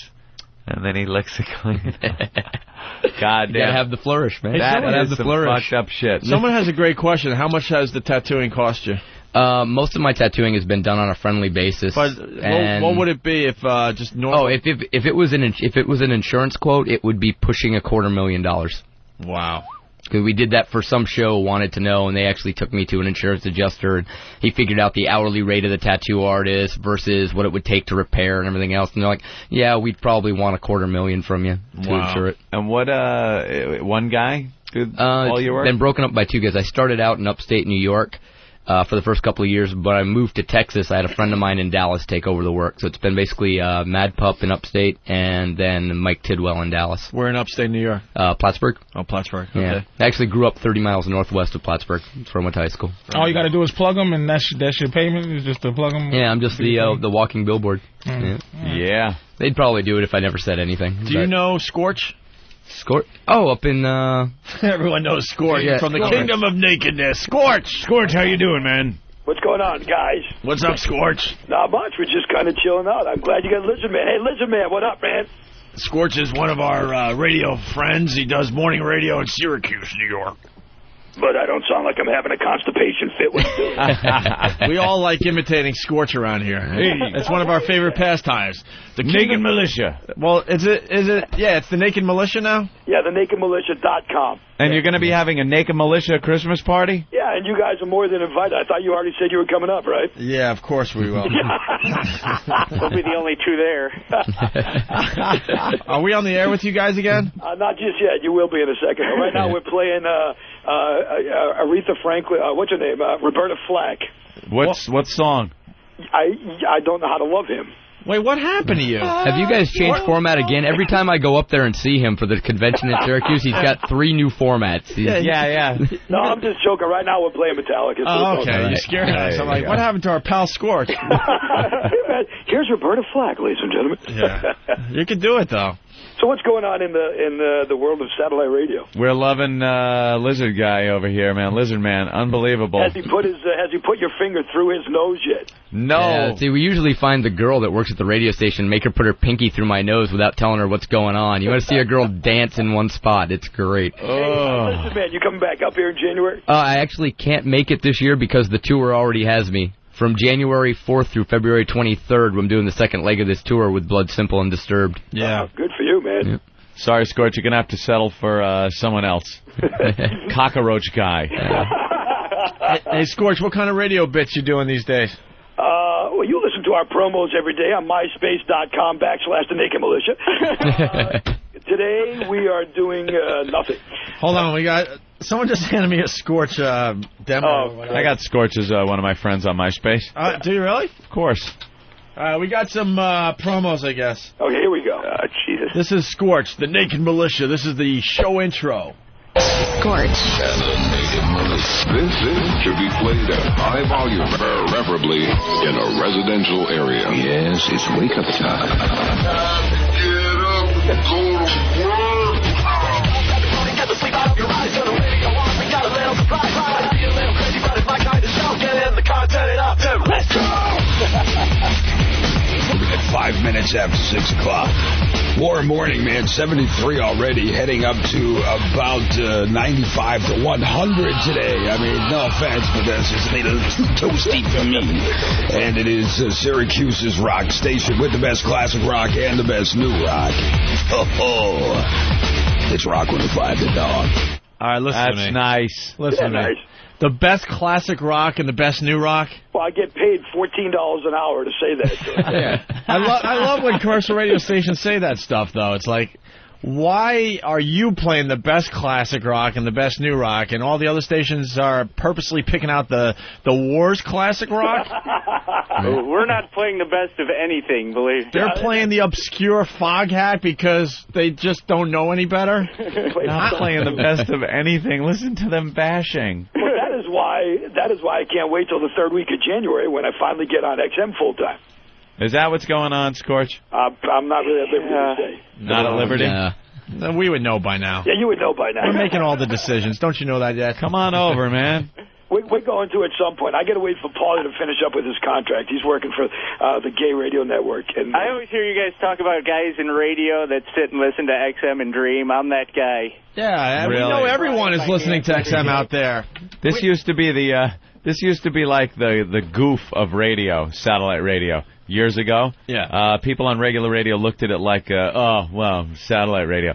Now it's at the point where who doesn't want to come over here and be able to speak your mind, do what the fuck you want, and just have a blast? Oops, are you on the air now? No, but that's just so cool to hear someone say that. That's nothing. It's a blast, man. Well, just the fact fact, you know, and you guys said it, and we'll say it too. If you get on satellite just to say this or that, then that's crap. But if you just to be able to say what's on your mind without worrying about it, God bless, man. That's a good thing. That's it. Now everyone wants to come over. Do you have a bit called Would You Let Ron Jeremy Violate You? Well, we did a bit for $10 million. It was a $10 million question. Would you let Ron Jeremy violate you on your Thanksgiving table? It came up at one of our pool parties during the summer. And with a bunch of guys talking about in front of your parents and everything? Yeah, in front of your parents. What about you guys? Would you do it? But how much do you get? $10 million. $10 million? Yeah. For Ron Jeremy to butt fuck you. Yeah. On the Thanksgiving table. Excuse me, we in terrestrial radio prefer violate. Yeah, but we all know what that means. Violate could be he used one of those old 50s blackjacks and takes your money. You know? we like being right to the point here. That's right. And let's see, $10 million. No! What are you, crazy? $10 million. See, you got to ask someone that's poor, Scorch. Yeah, exactly. We make $10 million a week. Believe me. Why do you think I want a part of that? Then you got to turn around to Ron and go, I don't know how to quit you. So what do you guys do? Yeah, you guys talking about the gay cowboy movie yet? Brokeback Mountain? Oh, we talked about that the other day. Yeah. We were like doing little bits and pieces on that. Yeah. Have you seen it? It's wonderful. Paulie is going to see it for us because he takes care of all the gay stuff on the show. Yeah, we got to send someone to the movie theater as they're coming out of Brokeback Mountain. Hey, did you guys do Feels for Meals this year? No. Once again, we got shut down. Again, they shut us down. There's just no way to get that one off the ground. See, we can't do everything on satellite radio. Prostitution is prostitution, even in space. Matter of fact, the lawyers never got back to us on Feels for Meals this year. They didn't even bother. Christmas, then. Huh? You should do it for Christmas. Well, we got the idea for Christmas. Are we going to do Money Snatch? Yeah, we want to do the Money Snatch. We're doing Money Snatch. We got to start getting women for the Money Snatch game. We should do it next week because Christmas is almost here. Yeah, let's start getting women for the Money Snatch. It's great. It's like one of those things where you put a woman in a room full of money and the money blows all over the place, and the more she can grab and come out with, it's a cute bit. That's all the how much she gets to keep. But ours is different. They got to put it in their most intimate of areas, if I could be radio safe. And whether they roll it up or shove it in, whatever, they have to come out with the money right up there, and then they get to keep it. They got to be completely nude. Totally nude for the Money Snatch game. So now, in a couple of weeks or so, myself and Paul are going to come down and hang out with you guys in the studio. Is that cool? Nice. Have the Scorch in with us. Yeah, you could hang out and do the show with us the whole time you're in New York. And I promise you that I won't bring Gooner with me this time. Who the hell's that? Remember Gooner, the kid I brought with me when you guys were in New York City? He was Gilligan on the real Gilligan's Island. No clue. You remember that kid? I brought him into the show with you. Yeah, he came. We remember everyone that comes by to say hi to us. Everybody. Yeah, sure we do. Anyhow, you remember Dave Dickless? Yeah, he never came to visit. Brucey Mittman did. All right, wait, we got some audio of Would You Let Ron Jeremy Violate You? All right, let's for $10 million. Would you let Ron Jeremy violate you in front of your parents on the Thanksgiving Day table? Jeremy, would you let him do it? Sure, I would. And then after that, they'd have to pay me another $10.5 million to let him stop. Hey, John, what's up, man? Hey, how you doing, man? How are you? Yeah, I would definitely let him stuff like a turkey.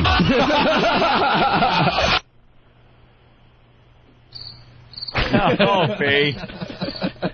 Hey, is that our own Sam doing some voice work for you? Laughing and stuff? No. Sam wasn't here then, actually. Sam wasn't here yet. Oh, well, you sound like Sam a little bit then. Yeah, Paulie definitely sounds like Sam. Paulie sounds a little bit like Sam, our old intern. Yeah. Who's now our new intern. Sam's a good worker, though. Sam is in the other studio checking out our show today. Do you think that he's part black? Yes. Yeah, there's something going on. We were talking about that. Yeah, Sam, come on in and say hi. We got totally white. in the studio. We got Scorch on the phone from Syracuse. He's doing his morning show. Are we simulcasted to Syracuse right now? Yeah. All right. We're on the air with Scorch? We're going to be on the air in 50 seconds. 50 seconds, and then we'll keep it clean. Well, when you guys do your break, just start talking, okay? Yeah. Yeah, I'm going to trust you. You're on delay, right? I'm going to trust you. No, we don't have a delay. Oh. Well, what if we promise we won't curse this We won't time? curse. No. No. Oh, so we're not going to be on with you. We might have you on for a second. Dude, you're all over the country. At least give us a little taste. Give us Syracuse. We swear we won't curse. Okay, hang on 1 second. All right. And we got Sam in studio. He used to work for us, and he now works for Scorch. Hi, this is Sam! Did he say hi to Lizard Man? How's it going, Lizard Man? Hi, Sam. Rock 105, the dog, Syracuse's rock station, Scorch and Paulie, and we're being joined by the big time. I guess we can call it the big time, right? The guys who actually make money in this business. Of course, they're not on terrestrial radio, that's why. From XM Satellite Network, it's Opie and Anthony. My Scorch. Boy. There he is, our buddy Scorch. Hey, thank you guys for joining us. I know that you really don't like me and you talk nasty about me, but at least... Why would you get that idea? We've been pals since the old WAAF days in Boston. I can honestly say I listen to these guys all the time. They always have nothing but nice things to say about you. Love the Scorch. It's so good. I live vicariously through you, and it's good that I love to see all the successes you guys have had. I love the Naked Militia. I want to come to the Naked Militia party. Yeah, what's the Naked Militia party all about? We're going to have it at Hooters. It's going to be this coming Monday night. And it is going to be... So you're going to hang out with a bunch of naked guys at Hooters. I'm going to hang out with the chicks. Your career has really taken off since we've last seen you, Scorch. Well, now I'm with men. Chicken wings and naked men. That's that's wonderful. Some things don't change, in other words. What I don't understand about Scorch, he started with the Kingdom of Nakedness, right? Well, now it's the Naked Militia, but Yeah. he doesn't actually get naked. Well, do you want to see me naked? I don't want to see you naked, but I'm just thinking if you're coming up with this unbelievable concept called the Naked Militia, that there'd be nudity all over the goddamn place. This shows you where you're at, because how do you know he doesn't have chicks in the Naked Militia? Thank you, Anthony. That are naked walking Because around. he does the same type of show we do, and when we do our appearances, how many chicks do you see, Anthony? 2. It's a sausage freaking Two factory. girls at your events? God damn, I want to be on satellite. I've been doing this show 2 for girls. 8 months now. I've never seen a naked person yet. No? Not one. In the militia? We got Lizard Man in studio today, too. Oh, that's right. Hey, Lizard Man. How you doing, He's Scorch? helping out Disturbed. Live in Syracuse. Good for you. Who needs satellite when you could be on in the queues? Right. You know, if the tour didn't have me locked up, I'd be back up there for Am Jam again. I love Jeannie, and I love going up there to see you guys. No doubt. You've definitely done that remix you did of the Snoop Dogg song for me a couple years ago. One of the best pieces I've ever had done for me. What was that? He did the Holiday Inn song. Yeah. Because we had the convention at a Holiday Inn. Replaced everything with Lizard Man. It was chilling with Lizard Man at the Holiday Inn. Oh, that's Did pretty the whole remix up there. I think that's he's spending all his hours doing that. You getting the $14 an hour for that too? Well, that was on the house. It was brutal. It was part of my job with it. You got to go in the studio and do something, so I did. How's Syracuse treating you? Yeah, how's this commercial radio working out for you? I want to be on satellite radio. Are you allowed to, fart and stuff? Yeah, I mean, I'm allowed to do a little bit more than most, luckily. So I'm because you're what they call under the radar. Yeah, I'm not as excited as other people have been, but it's still not. I want to do talk radio. Maybe the fact that our station can't afford a program director.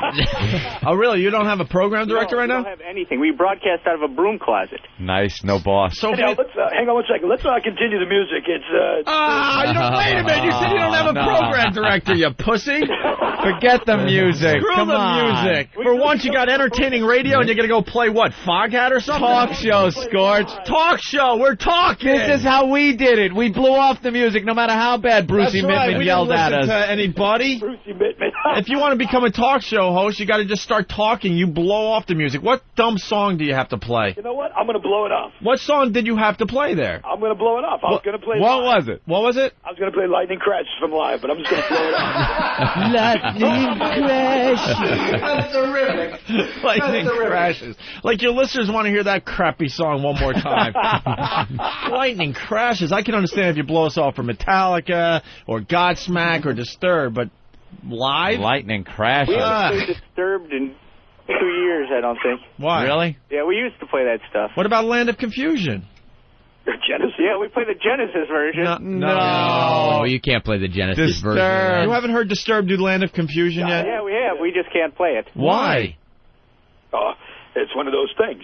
Come, Scorch, you got to break the rules, man. Wait, what is going on, Scorch? You said you don't have a program director. Who do you have to listen to? We have a boss that actually fired me and put me on with Scorch. That's the punishment. Damn. Wait, so who's running the station? The operations manager. Of the Ah, you got one of those? I thought you were, man. It's like Apocalypse Now over there. Our program director's sitting in the studio with you, Sam. Oh, Sam is the program director. Our intern He's is your moved up program quite director. quickly in the Pretty radio much. industry. God, we didn't see this talent when he was working for us. We had to have an equal opportunity thing, so we hired the first black guy we found. That was Sam. He's not quite black, is he? He's about 1% black, I'm thinking. Patrice, you think he's black? Yeah. Our old There's intern. something in there. No, he's black, right? Yeah. He says he's related to Thomas Jefferson. This guy's related to Thomas Jefferson. So I'm thinking Thomas Jefferson had a little thing with the slave girl. Diddled yeah. Yep, and then throughout the years, some of that black blood. Look at him. Still He's shows looking at its me face. like, how dare you? Like, nigga hair, mother. Oh, I'm sorry about that. You can still say that. You just can't curse. You had a scale, didn't you? 1 to 10 on a scale of blackness. You gave me a 1. Yeah, he's one. Not He's a 0.5, but he's got that percentage. That's There's how it something goes. in there. We had a black chart made because of Sam, Scorch. Are we still on with you guys or no? Yeah. Because we're not going to waste our good stuff if we're not on in Syracuse. This is so we could get subscriptions from Syracuse. That's right. We're using you to get more people to tune into the Opie and Anthony show on XM. Syracuse, it's XM satellite radio. Opie and Anthony on high voltage channel 202. Oh, wait a minute. Matt in New York. Matt, what's up? Matt. You motherfucker. I just switched over to the dog and you're playing Bon Jovi, Shot Through the Heart, in a block of commercials. What the fuck? Scorch? Scorch? Ramon! Scorch? What's up? Are we still on or not? Not at this point now, no. No. Someone said you were playing. I'm playing Scorch is a lying douchebag. Wait a minute. We weren't on and you said we were on? No, we're on. He said that we have a listener that's calling from Syracuse that says you were playing Bon Jovi. No, he's on crack. He just wants to be an O&A fan. I'm listening right now. I hear commercials. Want me to turn playing commercials right To now? believe that, you'd have to believe somebody was actually in Syracuse and listening. Sam. That was Sam, your intern. Scorch, so now we're in commercials? So now I'm in commercials, yes. Well, when did you go to commercials? I just hit him. Right when that guy said fuck. Yeah. Kevin in New York says Sam had a black girlfriend in high school. Yes, I did. Showed us I had a pictures. couple.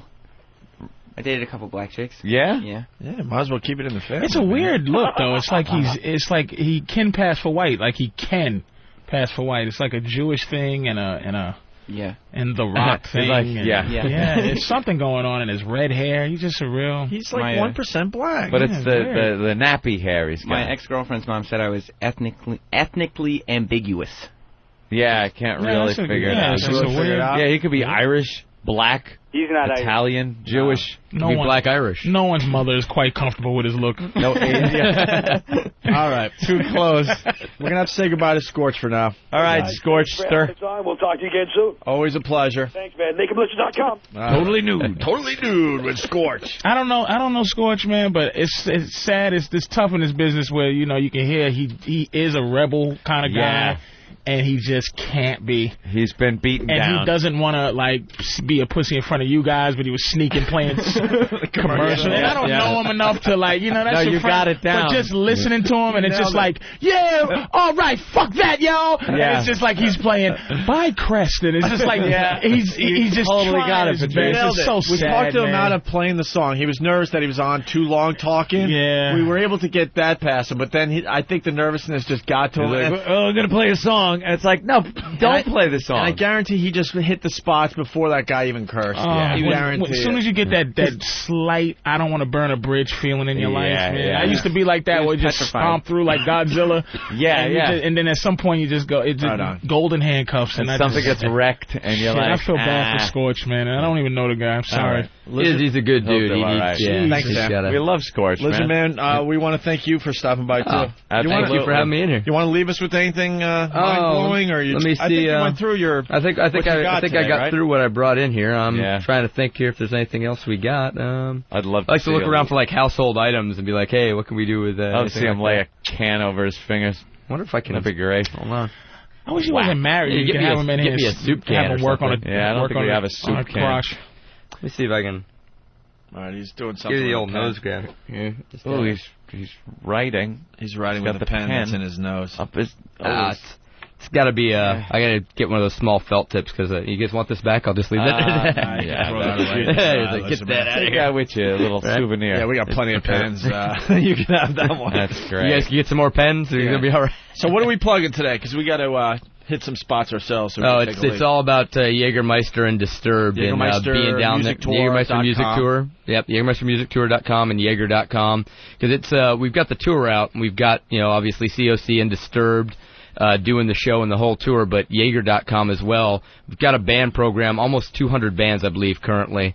They go back and forth, and they really do a good job. They not only take care of the bands, bring me out as an MC. When I'm out on my own, they're sponsoring me and hooking me up as well. So they do get behind a lot of stuff that, you just got to look at me. Obviously, corporate sponsors are not beating down my door, but Jägermeister takes good care of me. I love Jaeger. JägermeisterTour.com, and it's Disturbed and Corrosion of Conformity in New York City tonight. That's right, and we've got at the Dope. Nokia Theater. Yeah, we got Dope opening Dope's up the show. Dope is opening up the show for us both nights here in New York. Dope's all right, man. We did some stuff with them back in the day. Yeah, they're great. All right, very cool. And do you have a personal website? I do, thelizardman.com. Thelizardman.com. Try and keep it simple for people. Cool. Thanks, Lizardman. Cool. Thanks for having me in, guys. We have a secret. We'll tell you the secret next. Stay there. Get infected. You know the soup Nazi from Seinfeld? Oh, yeah. Yeah, he has a soup place here in the city. Just opened up. And what's the headline? Soupy sales. Yes, Jimmy. Soupy, soup-y, soupy sales. But that's not enough for the story. 40-minute wait as Nazi does a bisque business.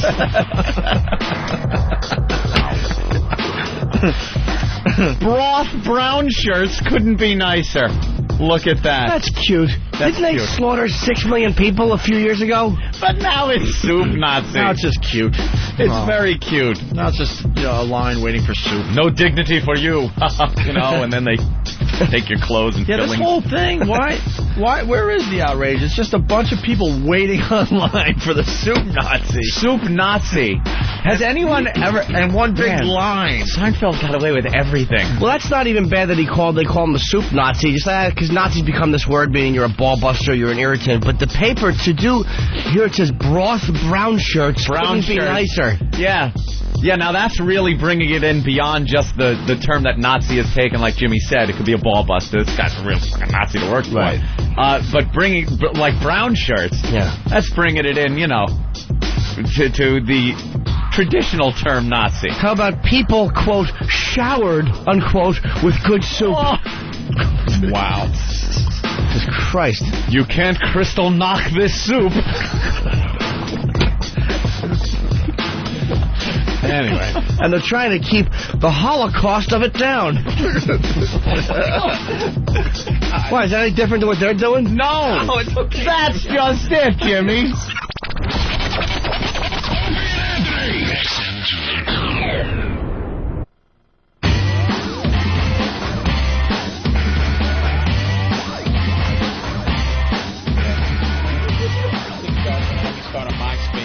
What is Ben laughing at? What are you laughing at? And we're back with the Opie and Anthony program on XM Satellite Radio. Patrice O'Neal in studio. Good afternoon.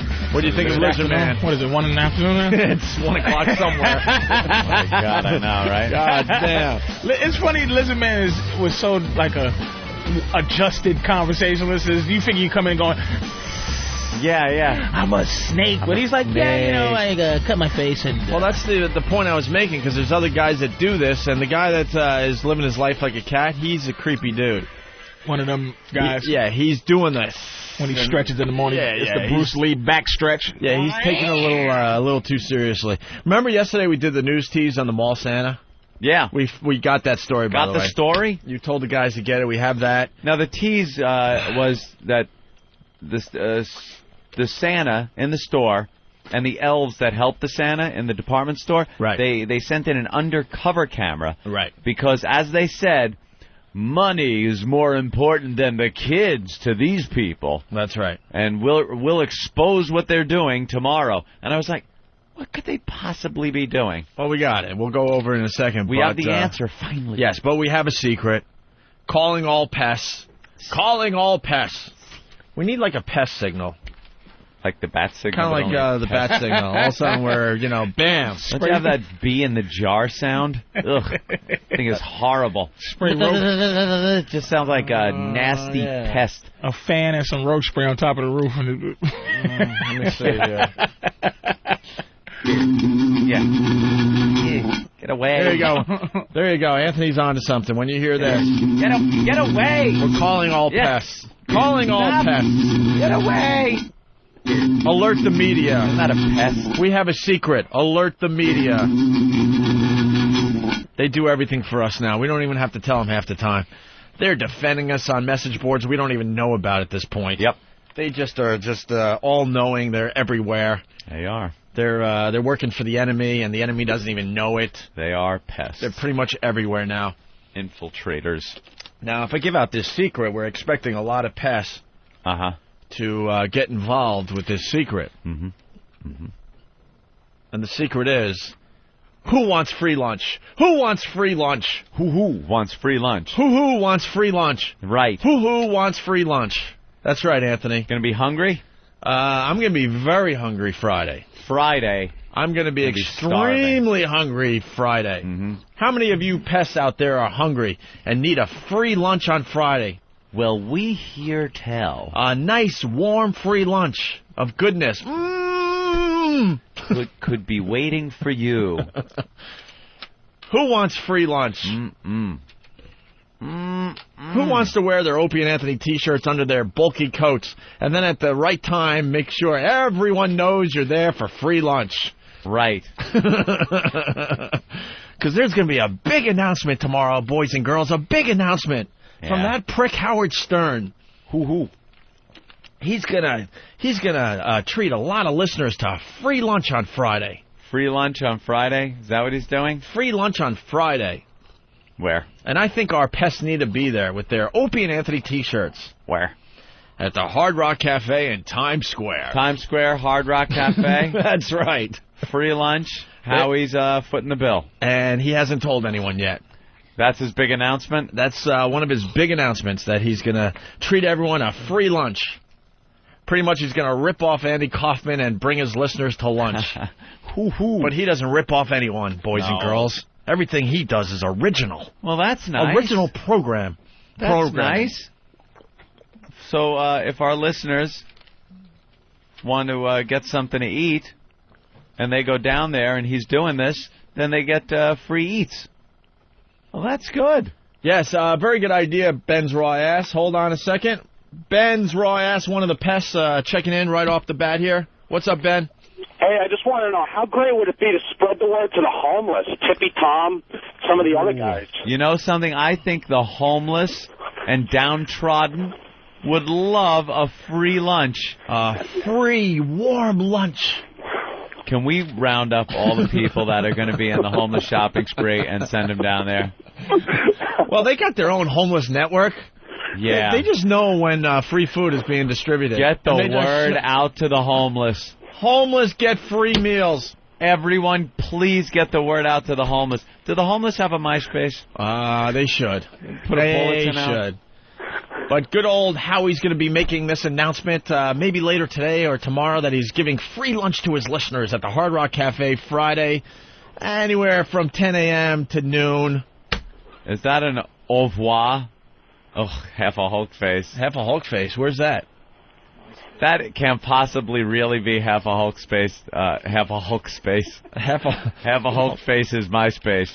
Wow, that's really tough to say. Half a Hulk face is MySpace. I'm friends with half a Hulk face. Well, who started He's got me on the top 8? Who started the half a Hulk face MySpace account? Oh, all right. Well, can't possibly be him. A MySpace account. How many friends does he have? 31 already? Oh, God. All right, Ben Royas, good job there. Let's say hi to Carl in New Jersey. Carl? Hey, I feel like that little kid in the Christmas Story, listening on the radio, getting on my secret decoder ring, and all I got was a free lunch or a drink your Ovaltine. Drink Ovaltine. Yeah, this promotion should be what a Howie in NYC is saying over there on line 6, I believe. I didn't say it was a huge secret. It's a secret, though. And other radio guys just hate when you blow their secrets. They really do. Howie in New York City. Hoo-hoo, I invented the soup kitchen. Yeah, this should just turn into a soup kitchen. All the homeless just go there and... Well, the pests are going nuts. Alert the media. FMQB would like to know. AllAccess.com would like to know. RROnline.com would like to know. InsideRadio.com would like to know. John Minnelli from the New York Post would like to know. Yeah. David Hinckley from the New York Daily News would not like to know because he's too busy writing about some obscure radio story. Right. That no one gives a shit about. But everyone else would definitely like the news that Howie's going to have a surprise announcement maybe later today or tomorrow that he's bringing his listeners to the Hard Rock Cafe for free lunch. Not only that, the homeless should go down there. I would think that if they were doing something like this, they would want to promote the product and be giving out some free units. That's right. So perhaps some of the homeless can get their hands on some of those radios. That's right. Mm-hmm. And we got Dugout Doug. What's going on, guys? Hey, one of the bigwigs in the O&A Army and a fine pest. It's also not a huge secret that Howard might get fired on Thursday too. Rumor has it he's not even going to be able to do his Friday show. But if he does get fired, it is pretty much confirmed that he's going to be doing his stuff on Friday anyway. So we're going to be doing a WOW sticker stop from the K-Rock studios to the Sirius studios on Friday. Doug, you might want to listen closely to this fine radio program because I think we're going to have more secrets tomorrow. More secrets about that. More secrets tomorrow. But I definitely want to get out there to everybody. Just make sure you behave and overstress what you guys were talking about yesterday about not getting in trouble and causing crap. Just pretend that you're a Yankee fan going to a Red Sox game and just behave. That's right. And keep yourselves in line. And if I can thank... Metro's Screen Printing, New Jersey ScreenPrinting.com. Yeah. These guys are doing all of our signs and T-shirts Great. at cost for us. These guys absolutely kick ass out there. You gotta love it. So we're going to be handing out free T-shirts. Yeah, you guys have no idea what the Army's involved with right now. These pests are just impossible to deal with.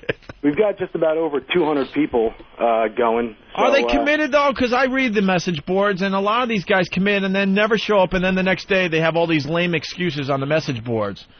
We'll just my wife, she had a miscarriage. I couldn't make it. That's a lame excuse. That's a lame excuse, all Kid's right. dead anyway. That's Come on, right. go out. Yeah, what else are you going to do? Sitting at home, stroking her hair ain't going to help. It's put up or shut up time for a lot of the pests. On my MySpace account, all I get is a comment every 2 minutes. Reporting for duty, General, blah, blah, blah, blah, blah. Well, show up Friday. You guys need to get there on Friday and show your support for the show. Well, and do it in a good way. We have more secrets on the way, Doug, but this one is definite. There's going to be free lunch at the Hard Rock Cafe in Times Square. For all the Opie and Anthony fans, make sure you wear your Opie and Anthony T-shirts under your coats and grab a bite. Maybe even change into your shirts after you get into the joint in the bathroom. Yeah, have them underneath something. That's right. Yeah, that way you get in without any problems. And if you don't have a shirt, we'll have Million Pest March T-shirts. Did you guys see the designs? Beautiful. Yes, they're very great. Lovely. They're absolutely great. It's very pretty. Big-ass member hooked us up with those. All right. And, yeah, hopefully we'll see a lot of guys out there on Friday. All right. Thank you, Doug. God bless. All right. There he goes. Doug, one of the leaders of the Army and a great pest for this program. They went all out. They got T-shirts and signs, and they're all going to the Hard Rock Cafe for their free lunch this Friday. Free lunch this Friday at the Hard Rock Cafe in Times Square for all How Opie and about Anthony that, fans. Huh? Free lunch for everybody, anybody. That's right. I gotta whisper something to Eric. So. Oh, let's see. It wasn't even a whisper. It was a point at the screen. Here we are again, Patrice, rudderless, just powering through, hoping that the guy that puts his hand on the tiller comes back soon. Because there he is. Look, we're coming back on course, sir. Ah, yes. All right, we got Brokeback Mountain audio. Oh, we got to get the Mall Santa story over Were you with. commenting on 4? Yes. Oh, okay. Yeah, I was wondering about that Yes, myself. of course I was, Anthony. Of course. Mm-hmm. And you sent Eric to verify? All right, something is wrong with the world. I got an empty CD case. Oh, no. That means there's a CD around that Opie doesn't know where it is because none of these guys would have left an empty CD case, which means it's missing, which means Opie can now concentrate on nothing until we find that CD. All right. Is that it? Yeah. All right. Are good. you sure, Than? Yes. Because if you're not... All right, I'm going to trust you on that one because we don't have time to fuck around today. We got too much radio to do. All right, the Mall Santa story. We got that. Yeah. That announcement, by the way, that was just announced by your pals Opie and Anthony, is pissing off many, many people today. Please. Already? Oh, guaranteed. Already. It was supposed to be a big secret. It's going to be a big secret because they don't like... They like these things being like last-minute, surprised kind of thing. Right. And if this was the government, you guys could be killed. Yeah. And, let's remember, Howard invented everything. He doesn't rip anyone off, but he's pretty much going to do an Andy Kaufman. Hey, everyone, follow me to the Hard Rock, and we'll give you something to eat. And maybe he'll be using a bus. A double-decker bus, maybe. I'm hearing things. Maybe the double-decker bus will be filled with fans. Uh-huh. Fans of this show, sure. And maybe some fans of his show. I think. All right. Mall Santa story, Anthony? Hopefully people are still listening. We kind of teased this. You saw this on TV yesterday. Saw the tease, and I couldn't figure out the payoff. Usually when you hear the tease, we're at the point now where, we could figure out the payoff. This tease was about Santas in department stores. Right. You know those guys. You bring the kids, you sit on a lap. What do you want for Christmas? Snap a picture, and then you're out of there. That's right. Well, this one was money more important than the kids. Ooh, what could this be? And yesterday I speculated that perhaps it was some kind of bribery to get parents' kids to the front of the line faster. But Patrice got a good point. No parent would stand for that without ratting them out to management and getting them fired right away. Yeah. I guess the store was involved in this one. And now we finally have an answer. What was the controversy? Merry Christmas, everybody. Merry Christmas.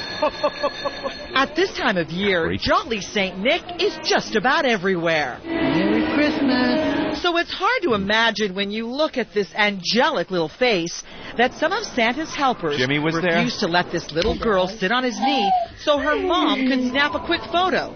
And wait until you hear why. I was feeling anger. I wanted to cry. Melissa Bassett is Olivia's mom. She says she went to the Rockaway Town Square Mall in New Jersey to get a picture of her daughter's first visit with Santa. I had asked the woman there if I can get my daughter's picture taken with Santa Claus with my own little disposable camera because I couldn't afford the $28 package. And she had told me absolutely not. Either the baby eats or I get a picture of her. So I figured the baby should eat over a picture of her with Santa Claus. And you're surprised why. And the problem is what? Right. What happened? See, apparently here's their deal at this store. You go in. Your kid sits on Santa's lap. They snap a picture. And you can buy photos for $28. You know, a set probably, the little wallet size. Oh, they wouldn't let her take 10. the picture. No, because they're running a business which is pictures with Santa. This isn't just a Santa Claus at a store where your kid comes up and what do you want and sends them away. This seems to me like a gig for the store. You got to pay. You got to pay. Santa is a moneymaker for the mall. That would be like a woman going in with her kid to a Sears photo department. You know those cheesy Sears photos and stuff, and you sit down, sit the kid on the horse, and the mother going, could you set him up on the horsey with the background, but I'll just snap a picture with my camera. Right. No, this is our business. We're going to snap our fucking picture and you buy it. Yeah, Santa's a hoe. You don't get that for free.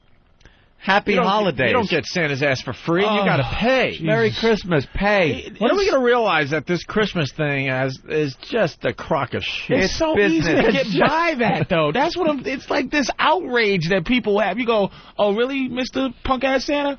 All right, sweetie, do me a favor. I'm going to hold my kid here, and I'm going to stand so Santa's in the background, and I'm going to get somebody to take my picture with fuck his lap. It's the first one. They want their kid on Santa's lap. Here's what you do. You don't ask. You sit your kid on the lap. You have your camera, right? They're taking a picture. You snap one off, And then you go, no, I don't want any of the pictures. You're not obligated to buy the pictures after they take them. Right. It's like any other photography place. Right. That's so the they move. snap, Don't ask. and you don't ask. You snap your picture. You go, take it easy. What are they going to do? Take your camera? You make a big fuss. You fall on the floor. You have a fit. Go to the fucking Brooklyn Mall and ask that goddamn question if Santa's sitting there and it's some black woman's talking about, he wouldn't let me, I asked him to let him take a picture. He said, no, it's just like, sit down. Yeah.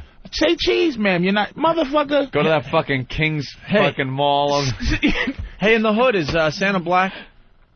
I don't think we gone that far. Santa's gotta be a white guy. Santa's a white guy, and believe it or not, Jesus is still white too. Yeah. Oh, really? As much as we want to, hair of wool and the thing. Jesus, people. That's gonna change in a few years. Hair of wool. Hair of wool and feet of bronze. Stop with the hair of wool and feet of bronze. He was a fucking towel. He was an Arab. In the least, he was an Arab. But the blacks and the whites want to claim him. White people want to say he was fucking the guy you see in church. And then black people are like, read the Bible. Hair of wool, feet of bronze. The guy was what you... He was an Arab. He looked like Saddam Hussein. I can't argue with that. That dude, he was an Arab. I mean, let's face it. He's closer looking African than he is this rocker that white people want to make him. An Asian guy. Yeah, he's like a heavy metal guy. It's heavy metal. This Chris Robinson looking dude that we got up there in church. But Santa's definitely not black in the hood. No. Santa's a fat old like biker. We got more audio, by the way. This beard. This mom should just get the uncle to dress up like Santa and get the picture done that way. Yeah, take some initiative there, Mom. Here we go. More on the Santa Mall story. So was this an isolated incident, or are there other needy families that are being turned away? Well, we went undercover to find out. Thank God. Our Fox 5 producer had some little helpers for this one, including a little boy named Max and a little girl named Liana. First stop, Rockaway Town Square Mall, the same place that turned away little Olivia. So in order to see Santa, you have to get the pictures? No, she can go and say, visits are always welcome. She can go and say hello, but to do a personal picture, you have to buy ours. How much are the pictures? Anywhere from $21.99 to $24.99 plus tax. So if you don't have the dough, once again, it was ho-ho, no photo. Ho-ho, no photo. Oh, you. This is why I hate the news, by the way. Shit. This poor girl that's working the Santa booth, she's just... It's like, look, lady, I'm not fucking. You hear the fake mom? Well, how much for the pictures, man? How much for the picture?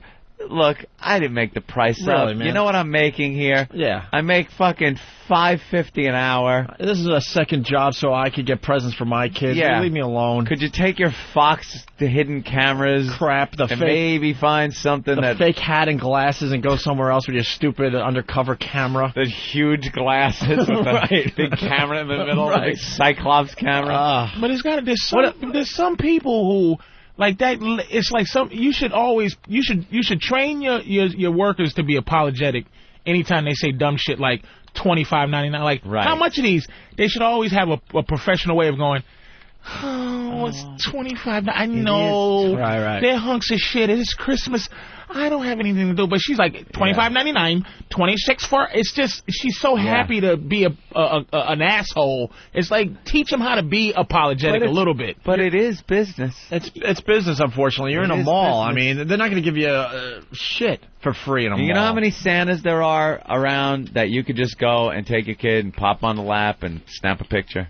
Right. This is a couple of stores that are using it as a business. Maybe it's very nice. Maybe they have a very nice background, and who knows? I'm sure there's free Santas all over your towns and stuff. Maybe the local fire department, or I'm sure they're doing it for free somewhere. Maybe passing a hat around for charity. But in a mall, this is what you got to expect. Sorry. If I was treating people like shit. Like, if I owned a company and I was treating people like the customers like shit by making them buy something for a ridiculous amount of money on a special holiday, I would let my employees say that I'm an asshole. Pass the buck, yeah. It's a fucking company, let me tell you, they're assholes. God, can you I would train them to be able to just... Yeah. Here's a picture of the owner. Just lay it on us. He's a... oh, I hate them. But it's nothing I can do. I can get fired. Yeah. I wouldn't buy it either, but it's the only thing. They want a picture with Santa. They can join it. It's like you can't, like, rent-a-cars. How much more? $95 a day? Right. Mr. Hertz is a dick. All right, listen, we got more audio here. It's Christmas time. I mean, is there any contingency plan for families who can't afford it? Our company. Right. I'm only a set manager here. I follow the rules of my company. Should Santa be free? I have an answer for this, okay? Right Santa takes a lot of pictures out in the mall for the families outside the set. And that's it. So there are many families who ask me, and I say yes, and I step outside and I take a photo. So that takes care of the... Yes, so that entire premise here was erroneous. I take a photo with the families. Speaking of this morning, and we told her that Santa would be glad to step outside and have her picture taken. Only Santa's helpers never offered to do that on our undercover video. And Melissa says she was flat out turned away. They had, they never offered any other package. They didn't say that Santa would go to any other part of the mall.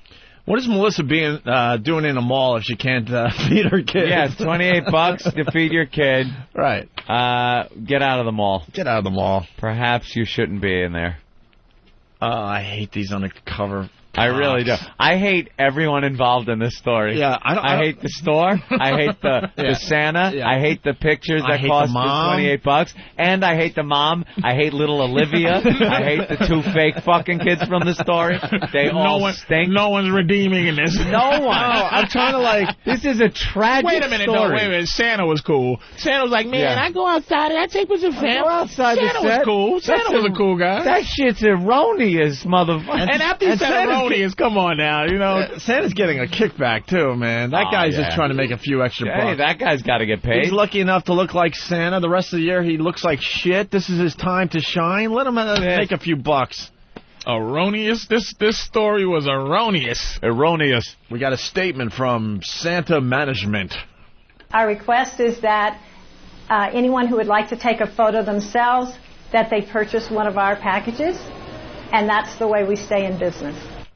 Oh, that was a high and hearty fuck you, is what that was. All right, now I hate Santa and them all. I hate them all. I'll tell you why. Santa. I hate because that fucking they manager. figured out how to make this into a business, and I guarantee back in the day, if we go through our little family photo albums and you see us as tiny little tots on Santa's lap, I bet you our parents did not pay for that picture. Not a dime, Opie. Not a dime. But someone along the way said, "Oh, wait a minute. Wait a minute. I got something here." And now it's big business. Imagine the guy, in charge of the whole thing is standing back. He's watching kid after kid get up on Santa's lap, and the parents snapping pictures. And then it just hits him, and he starts saying, cha-ching. Another kid, cha-ching. We can make some money here. Santa got a MySpace. We'll call where he's sitting the set. The set. We'll call it the set. Right. And then if they want pictures on set, now it's going to cost some money. Right. Makes it sound more professional. Wait, someone's got... I hate the store. I hate Santa everything. Now. Santa stinks. Santa's ripping people off. The mother that brought the kid is a cheap fuck. That's right. $28 to feed. What are you feeding that kid? Let's go to Jerry in Gold Jersey. Leaf. Jerry. Yo, what's going on, guys? Hey. What's happening? Like I was going to say, you go to the mall, go to a restaurant, say, hey, listen, I don't have to money for the dinner, but if I could just go in the kitchen and make myself a sandwich, if you don't mind, let me in, I can make a sandwich, that's all. There you go. It's business. But you would have to bring your own sandwich things, but you would be using their utensils and everything. Yeah, it's business. So you got to keep the analogy correct. That was a bad analogy, man. No, I think he's got a point. Let's say you bring your own ham, you got some Swiss, and you got a hero. But you need a knife and some mustard or something, and you go into their kitchen and you need a plate and a place to sit and eat it. That's a whole different service. Now I hate the fucking restaurant. I hate the person that doesn't let me eat there. He's a symbol. You know, that's like I know. Is a symbol. He's a black man trying to get a white woman. No, that's Tookie Williams, but they wouldn't even let him climb the Empire State Building. Tookie! Toogie gone. For Toogie. Okay, what up, yo? That's why. You know something? I'm tipping my club soda. To pour one out for Toogie. You better not play. Well, for You better Toogie. stop playing around. I just poured some out. Fucking Poe can't handle 18 Crips up in this motherfucker. We're not playing. Arnold Schwarzenegger should watch his ass now. Yeah. Yeah. One of the Bloods. All right, here we go.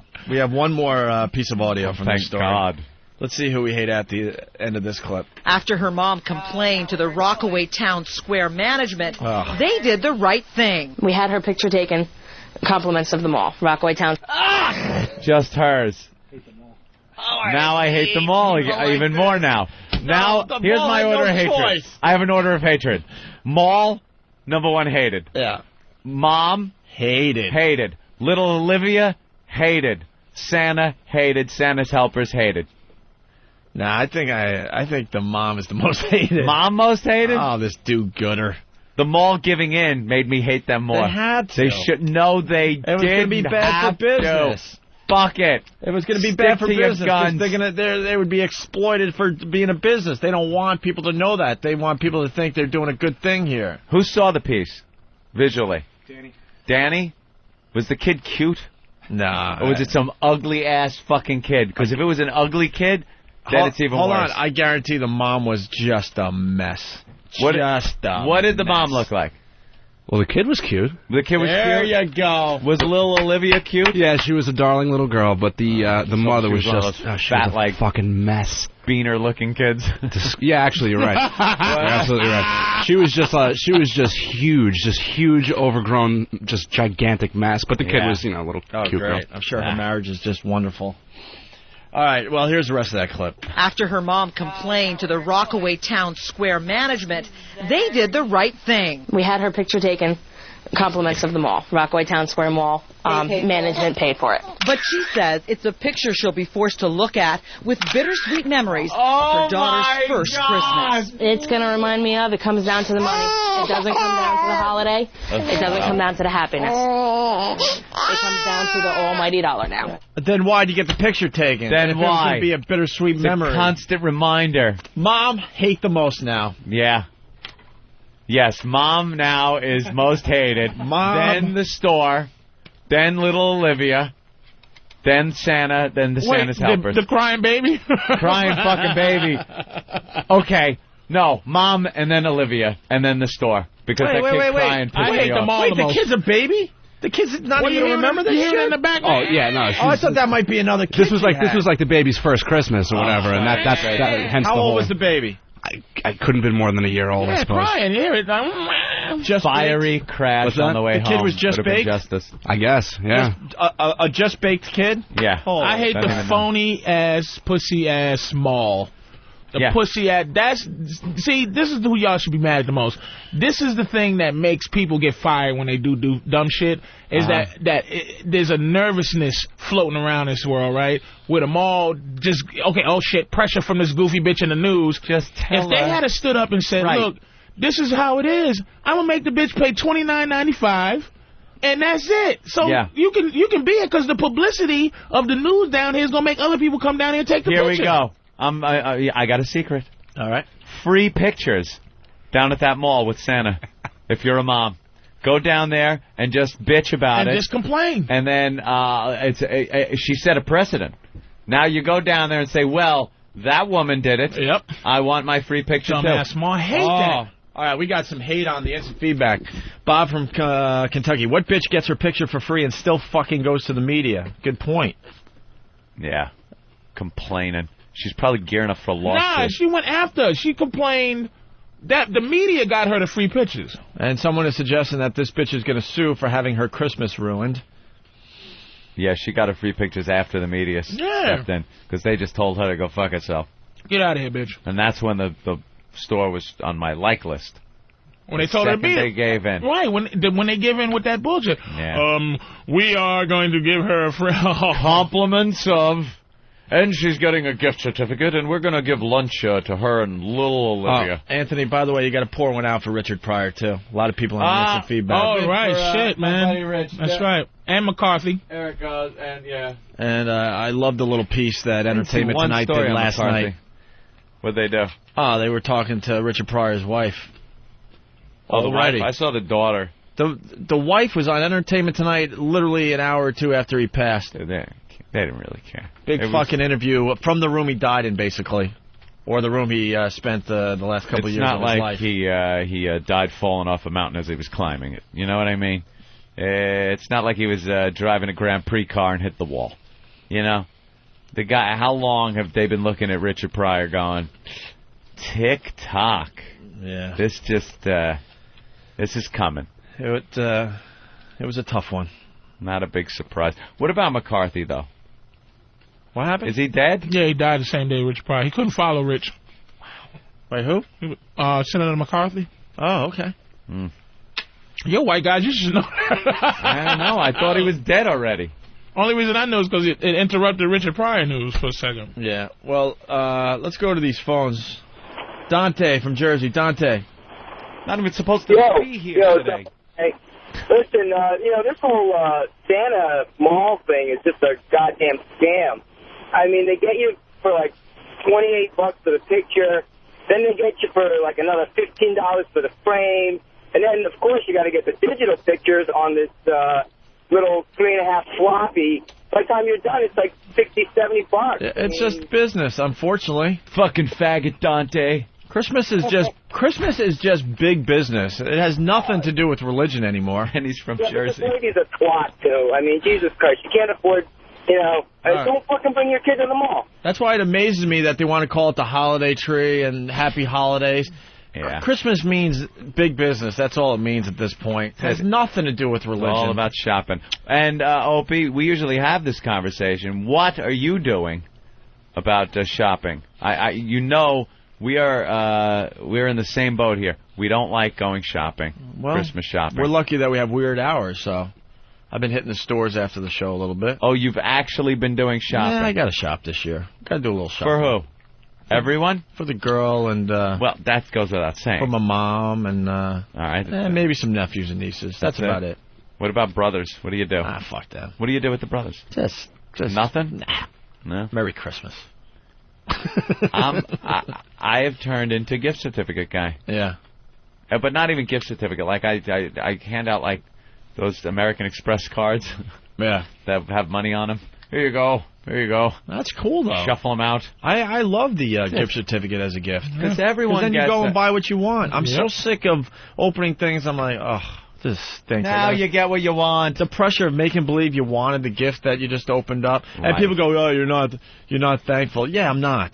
It's just an awkward situation. You feel stressed, like, oh, God, this person that I've been hanging with has no clue what I like. Yeah. That's great. My mom doesn't know that I don't want dumb sweaters anymore, you know? So then what do? Before you make any real money in life, then you got to drag the stuff back to the mall, wait in line to just get something you like. I just wore it. I hate Christmas. Like any clothes that people have gotten me over the years for Christmas, I just wore. I didn't care. You just wore it? I just wore it. I didn't care. But now, that I'm some kind of a fashion statement, I don't wear them anymore. Yeah. They get it for me. Yeah, it's like maybe lounging around the house stuff. I want what I want. That just don't get me shit. My birthday just passed. My girl's trying to, she got me a fucking teddy bear that sings happy birthday. Thanks, Puddin' Pop. That shit out of here if I shove it up your ass. But she's trying her best because she doesn't have get me something nice money. While the bitch is wearing diamonds, I got her during the off season, not even during her birthday, during the fucking. So she's like, get me this, and I got fish, and so she went out and bought took a chance on buying a fish. Yeah. And I got. We're just gonna fuck up your tank now. Well, exactly, because because I got cichlids.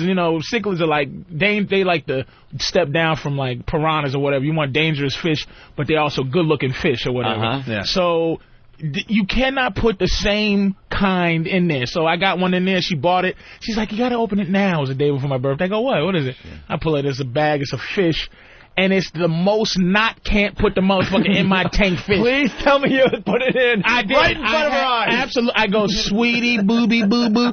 And the bear sings, happy birthday, happy birthday. And I'm looking at the fucking fish, and I'm looking at happy birthday. And I have to go put it in Pop. And she had that disappointing look. And I'm like, and she, it cost probably $69.95. And she scraped and whatever. And I'm like, get this shit out of my face, but in a coochie cooey boo boo boo. Baby, you can't put this big ass fish in my tank. There's a ecosystem happening in this motherfucker. You'll fuck up the ecosystem. Your fish is gonna give all my fish pink eye. Take your shitty fish and take it back to this. Dropping some tigers into the antelope pen. She got the most. Yeah. If I had to choose, if you asked me, what wouldn't you do right now? I wouldn't put one of these in with one. She bought me one of these and a fucking bear that sings Happy Birthday. I wanted to knock this bitch's head. And how does it sing Happy Birthday? Happy Birthday, Happy Birthday. Doing the little dance. The fish must have been a white fish. God damn. And I got African cichlid. She bought a New Guinea hunky fish. You can't put a white fish in my tank. The New Zealand crackerfish. I'm like, sweetie, you just can't put it in here. She bought something called the Virginia Plantation Owner. We're going to put this in here. What's all you wet niggas doing in here? This reminds me of New Orleans in this tank. Wow. What, motherfucker? Why, I could have you shot for that, sir. And it's like you know your girl, she just doesn't have enough money to buy me anything I give a shit about. Sweetie, what do you want? I want rims, new rims for my truck. Yeah. You can't get them. So just give me a kiss and say happy birthday. I don't really, you know what I mean? That's really, I usually get, funny. As far as what I'm interested in, and toys and stuff like that, the second it hits my head, I buy it. I've kind of, and I don't want to sound like, I just buy whatever I want. I worked like a motherfucker my whole life. Believe me, I know what it's like to actually look in a magazine at a picture and of something, a car or a toy or a computer, and go, motherfucking, just imagine what it would be like to have that. I went through years of that shit, and through luck and work and the way things have worked out, I've reached a point in my life, and I'm no kid, where I've reached a point where I can indulge in some of these pleasures in life. I do the same thing now. So when people ask me, what do I want for Christmas? Nothing. If it pops in my fucking head, I will buy it. Immediately. I cannot get online quickly enough. She bought me the Warriors. Buy what I want. The Warriors Xbox game? Right. The Warriors, right? Yeah. Great. Immediately when it came out, I bought it. You bought it. So she goes, surprise! I go, bitch. There's nothing you can do for me. I'm already on level 17. Stop trying to be. That's why I love my mother. She's the same awful human being I am. My mother went to Atlantic City for Thanksgiving. There's no more mommy stuff. There's no. All we do now is that we at that uncomfortable I love you stage. We never said love you. Now it's like, that's nice. At the end of the phone call, it's like, we flip a coin. I love you or love you? No, here it is. This is it. All right, Mom's got to go. And then a silence of a silent coin flipper. Who says love you first? Oh. All right. Love you. Love you too. Wow. So that's me and my mom. But we love each other. It's implied love. Right, And my mother would take money. My mother would take $1,000 to go gamble. She's not one of these. If I was a drug dealer, my mother would accept the money. She'd say, I don't want your evil drug money. She'd be like, thank you, baby. Put it right in her bra and spend that fucking money. Like Scarface's mother when he went home. You dumb fucking, your son's a rich drug dealer. You'll get killed anyway. Yeah. Take the money. Doesn't matter. Take the fucking money, you don't want your money around here. It's terrible. My mother would take drug money, and that's why I like her. And that women don't understand. We're not sensitive. Don't get us shit that, I told my ex-girl, don't ever get me a card ever again. No, right? You don't like the cards? And the thing is, women, they go 0 to 60. If you go, sweetie, you talk too much, they won't talk to you. You know what I mean? Yeah. So she took offense to that. So she got me nothing after I go, hey, don't. Well, baby, I'm telling you, these cards mean nothing to me. Yeah. They'd make me sick. Oh, my God. You don't like the card, though? Don't get me a fucking card. I kind of like the card. Nothing. I like from certain people. Like I think boyfriend-girlfriend cards are great. I like them. I don't like the idea of, just the plagiarism part of it where, Hallmark wrote this and, here it is. It said what I feel. But you're right. Yeah. You're right. The little cutesy What about thing at the end of it. What about the little kids on the front and they're in love and they're like 4, walking down a path or something. The kid's got wearing a dad's hat and shoes and he's holding a rose. And then you're like, look, that one looks just like you and that one looks just like me. There we go. That's great. That's how women love. That's their love, holding hands and coochie cooing and cards. That's stuff you don't we go to do that for them. fucking ebony section of the cards. The ebony Hallmark section? I have been buying my mother those cards for years. For Christmas and stuff. I didn't even know they had an ebony Hallmark. And it's like, to my mama. And it's some black guy on the front and stuff. And I'll buy one of those for my mother. And it just cracks up the family. They're all a bunch of racist Italians, so they laugh their asses off at my grandmother's house. Look, you got one of the colored cards. And what do they put in the space where the Father's Day cards are supposed to be? Oh, Jesus. Cocksucker. Come on, that's kind of good. Gotta give me one today. But I'll tell you something. Fucking empty rack.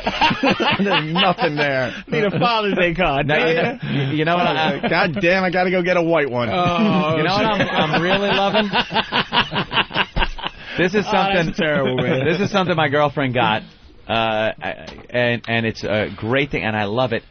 A paper shredder. Do you know I have a shredder next to my desk? You are very motherfucker. I can't get enough of using this that a shredder. great thing? I look for things to shred. Isn't that a great paper? Don't it's you fantastic. love shredding paper? When that's and you look at it, it comes out like confetti, and you're like, so there ain't no motherfucker putting that together. I shred my name, anything with my name and address on it. Dude, I'm shredding like flyers that come in. Hey, Great Neck, join us for a community I'm shredding everything. And now I've learned the pleasure of shredding Christmas cards, because I'll get cards from people. I don't give a shit. I say my mommy.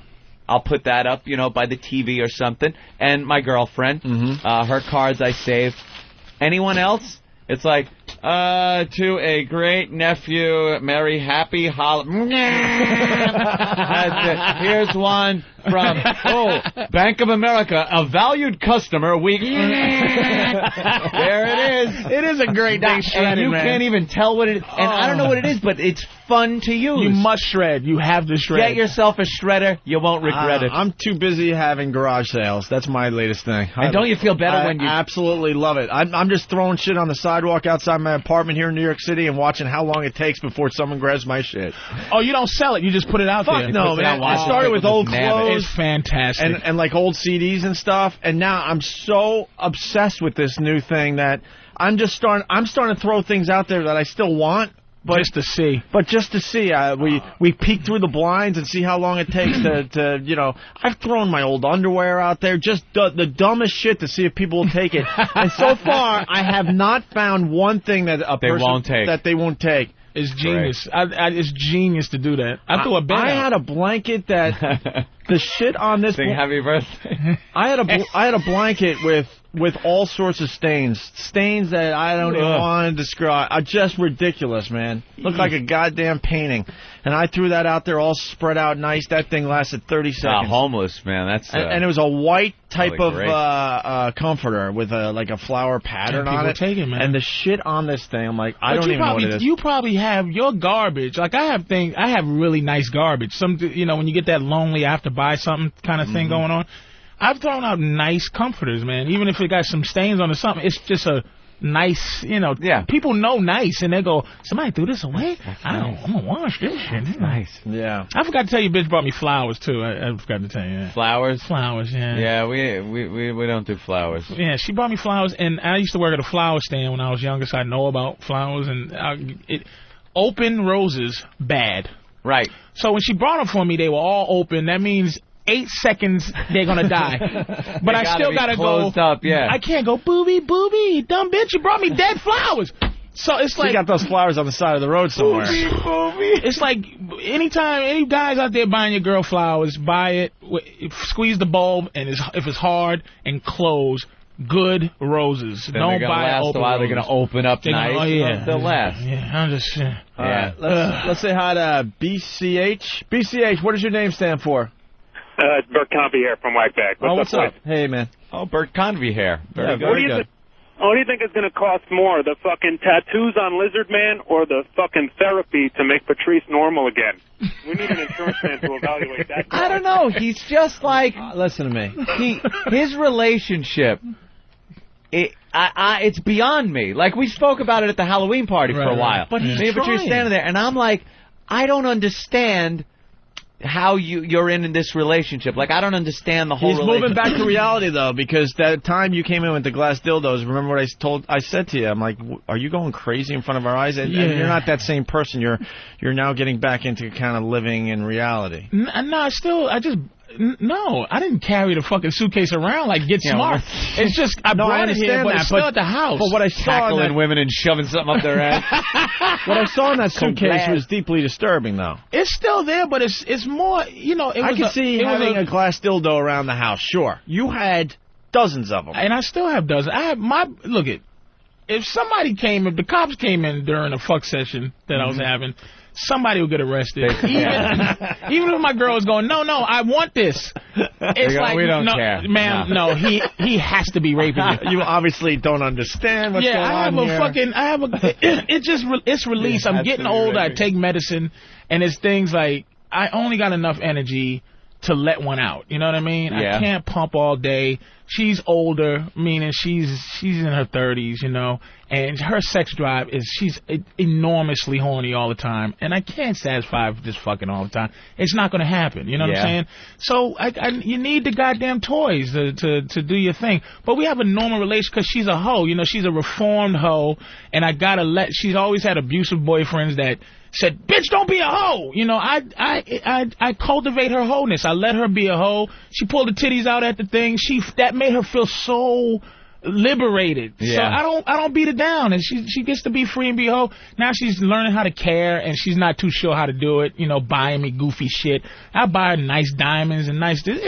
My love is selfish. It's just like I want to keep this.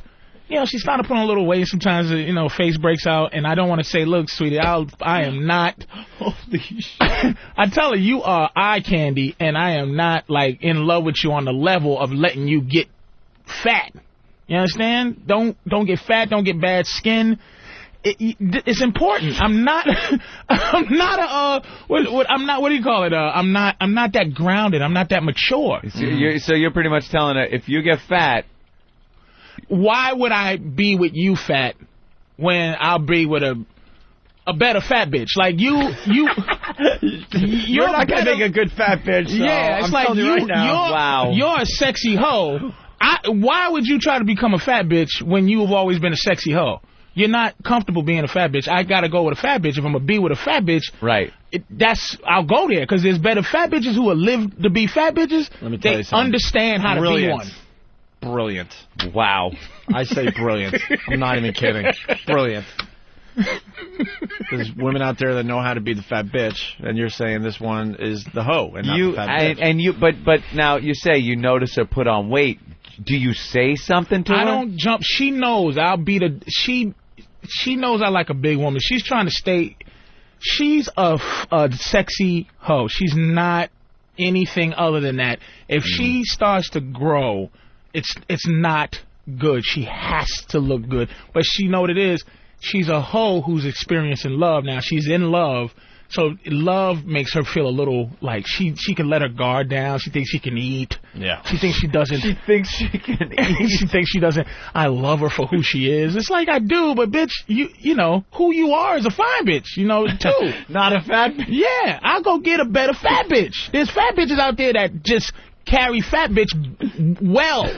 Yeah. They know how to be a fat bitch. She does not. And so she knows. She fucking knows. Words of wisdom, Patrice. Yeah. It's amazing. I like it. We should stop right there so we can take our leaps. I'm amazed by you. Hey, we got to talk about Bad Santa. Front page of the New York Post. This guy is a classic. This guy rocks. A little bit of trouble. And the city's up in arms over this guy and his Santa display. When aren't they? All right, we'll continue. Oh, I'm going to play something from here, Dirk. We'll play this and we'll continue. No, I didn't have it loaded. Great. Oh, that's smart. You hit the button and the CD and case is still in your hand. Yeah. Come on. Here we go. Two guys getting kicked hard right in the crotch with no protection. Oh, that got him. If he wasn't chained up, he would have fallen down. This is not right.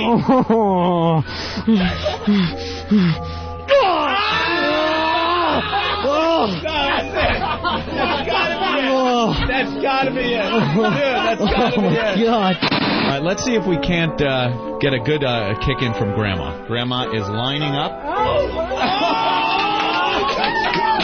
He's down. He's down. He's down. You don't taunt Grandma like that. Come on. She got the bullseye. Grandma still got a chance, right? Let's hear it for Grandma. Grandma, put him down.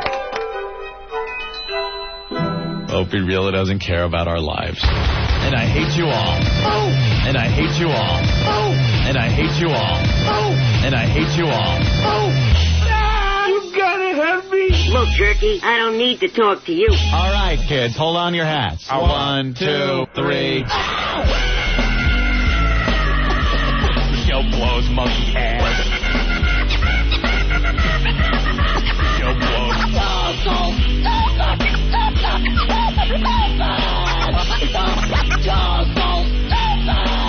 Show blows monkey ass. Monkey ass. Who's the man? Who's the man? Dylan. Who's the man? Detective Johnson. Who's the man?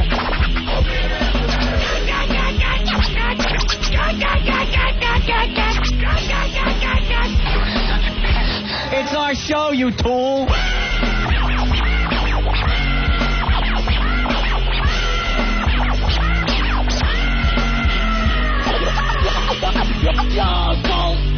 I knew this was a scam. Unbelievable. I can't go on. Opie and Anthony. Come on, it's not funny anymore. Make it stop. Make it stop.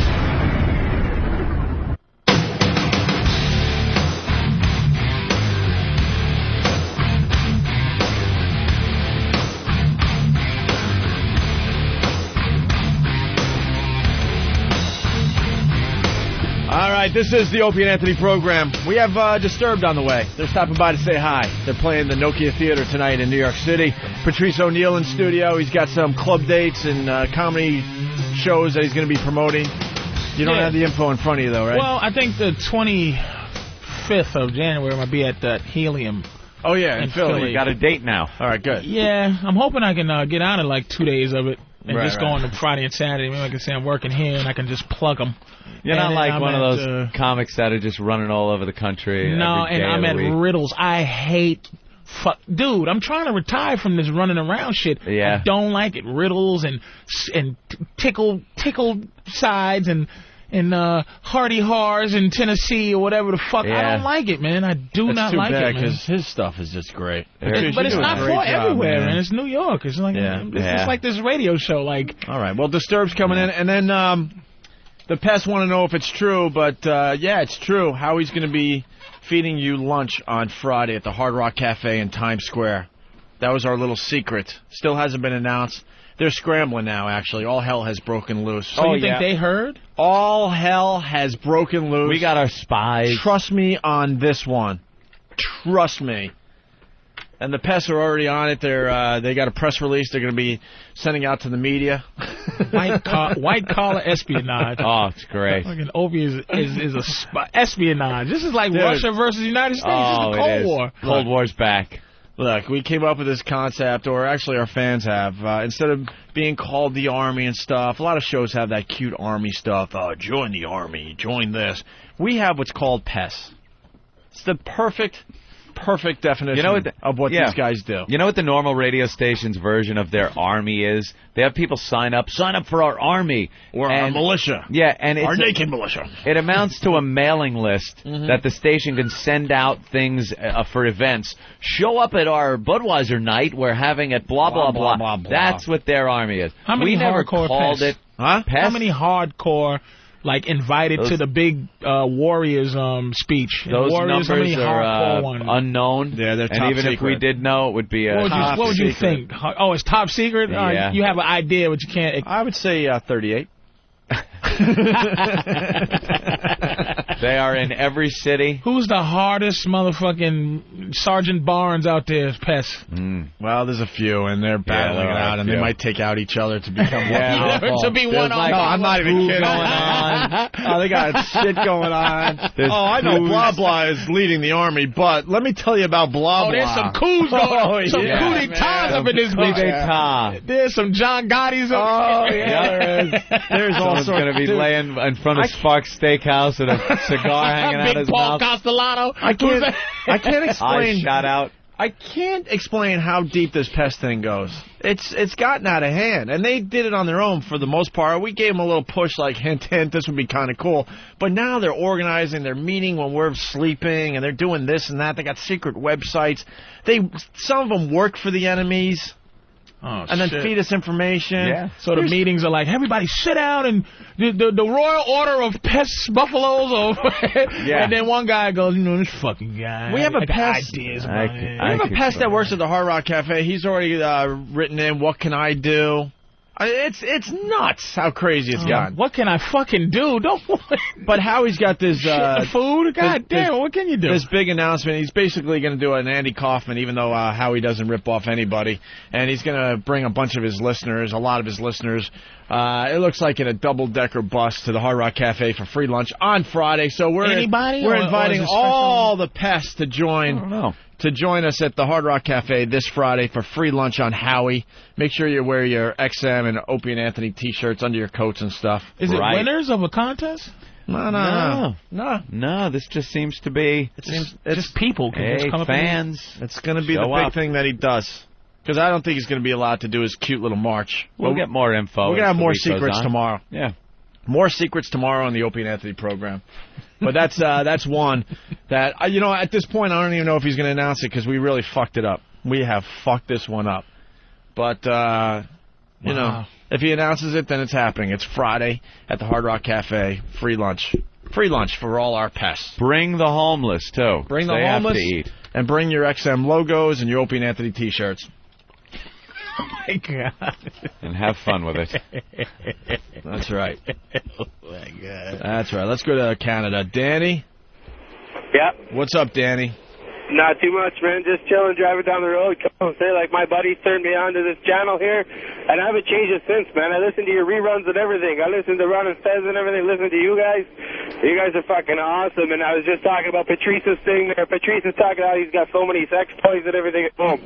I'm the same way, man. Props, buddy. You got as many toys as you got. It don't matter. The virus has hit Canada, and it's slowly spreading. The One virus. It's spreading pretty good, though. I've noticed a lot of people very quickly picking up on the show. A lot of their friends are turning each other on. Have you ever seen awful? Oh yeah, you guys are unreal. Like I drive truck. I'm on the road all the time, and you guys are just like you guys wake me up in the morning and put me to sleep at night, man. You guys are the fucking greatest. Oh, thanks. If you want to join one of the message boards, you could start with whackbag.com, WACKbag.com, and maybe we'll get some Canadian pests. Who knows? Thanks, Danny. Yeah. I'll be down there. Yeah. Thanks, Danny. George in New York City. George. Yo.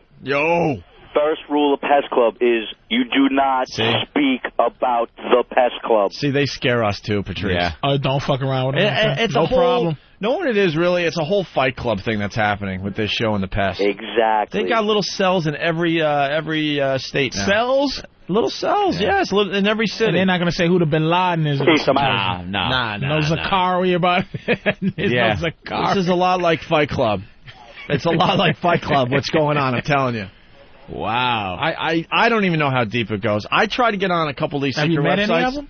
Yeah, we know a few, but we've tried to get on some of these secret websites, but they don't trust us. They don't think we're who we are. It's very difficult. And we started this whole thing, and we can't even do it. Very it's out of our difficult hands. to get on. They release, they do their own press releases now. They're on all sorts of message boards that trash us, and they defend us. You should see this Pal Talk thing. You ever seen Pal Talk? You talk about it. Yeah, it's webcams, or not, if you don't have a webcam or anything, but microphones also. And a lot of these guys get on there and turn the cameras on and sit and look and talk to each other. And there was one guy on this Pal Talk that pops in every so often that shoves stuff up his ass. That's what he does. That's his thing. He just sits there and shoves shit up his ass. And it's hysterical. Now, if I was home listening to this broadcast today, right, I'm just a regular guy sitting there, I'm not working. Sure. And I go, you know what? I'm gonna be a fucking pest. Am I in just by going down there with my thing with my? There used to be a time you could just get in just like that. I'm down there going, yeah, O&A and the whole XM, and I'm like, hey, everybody, I'm a pest too. It's like, is it that easy? You got to prove yourself now. I think you got to know somebody, and you got to prove yourself. But I think you could do that. Is show a little loyalty first, and then get on the message board and go, hey, I was down there. Yeah. Here's a picture of me, and then they'd be like, hey, good job. Yeah. Do I have to do what's equivalent to a hit? You got to make your bones. You got to make your bones as pledging probably at this point, and beat downs. Beaten in. You got to get beaten in. Got to get kicked in the face. How long you have to last? 30 seconds or something like that? And then you're going to start off as low man. That's right. Low man. That's right. Oh, man. Because there's infiltrators. They want to make sure it's not an spies, they got to make sure. Well, like that. I mean, the spies, they pretty much know who they are. And, if you showed up, let's say Friday, and you had a sign, big sign, something like that, pictures were taken of you, they end up on the message board, and you go, hey, that's me on the right, and I'm now a member of the message board and stuff, you would be warmly accepted. That's right. Yeah, that's how it works. Fans could still show up. Yeah. Oh, yeah. And then they got the pests that control the whole thing. Oh, yeah.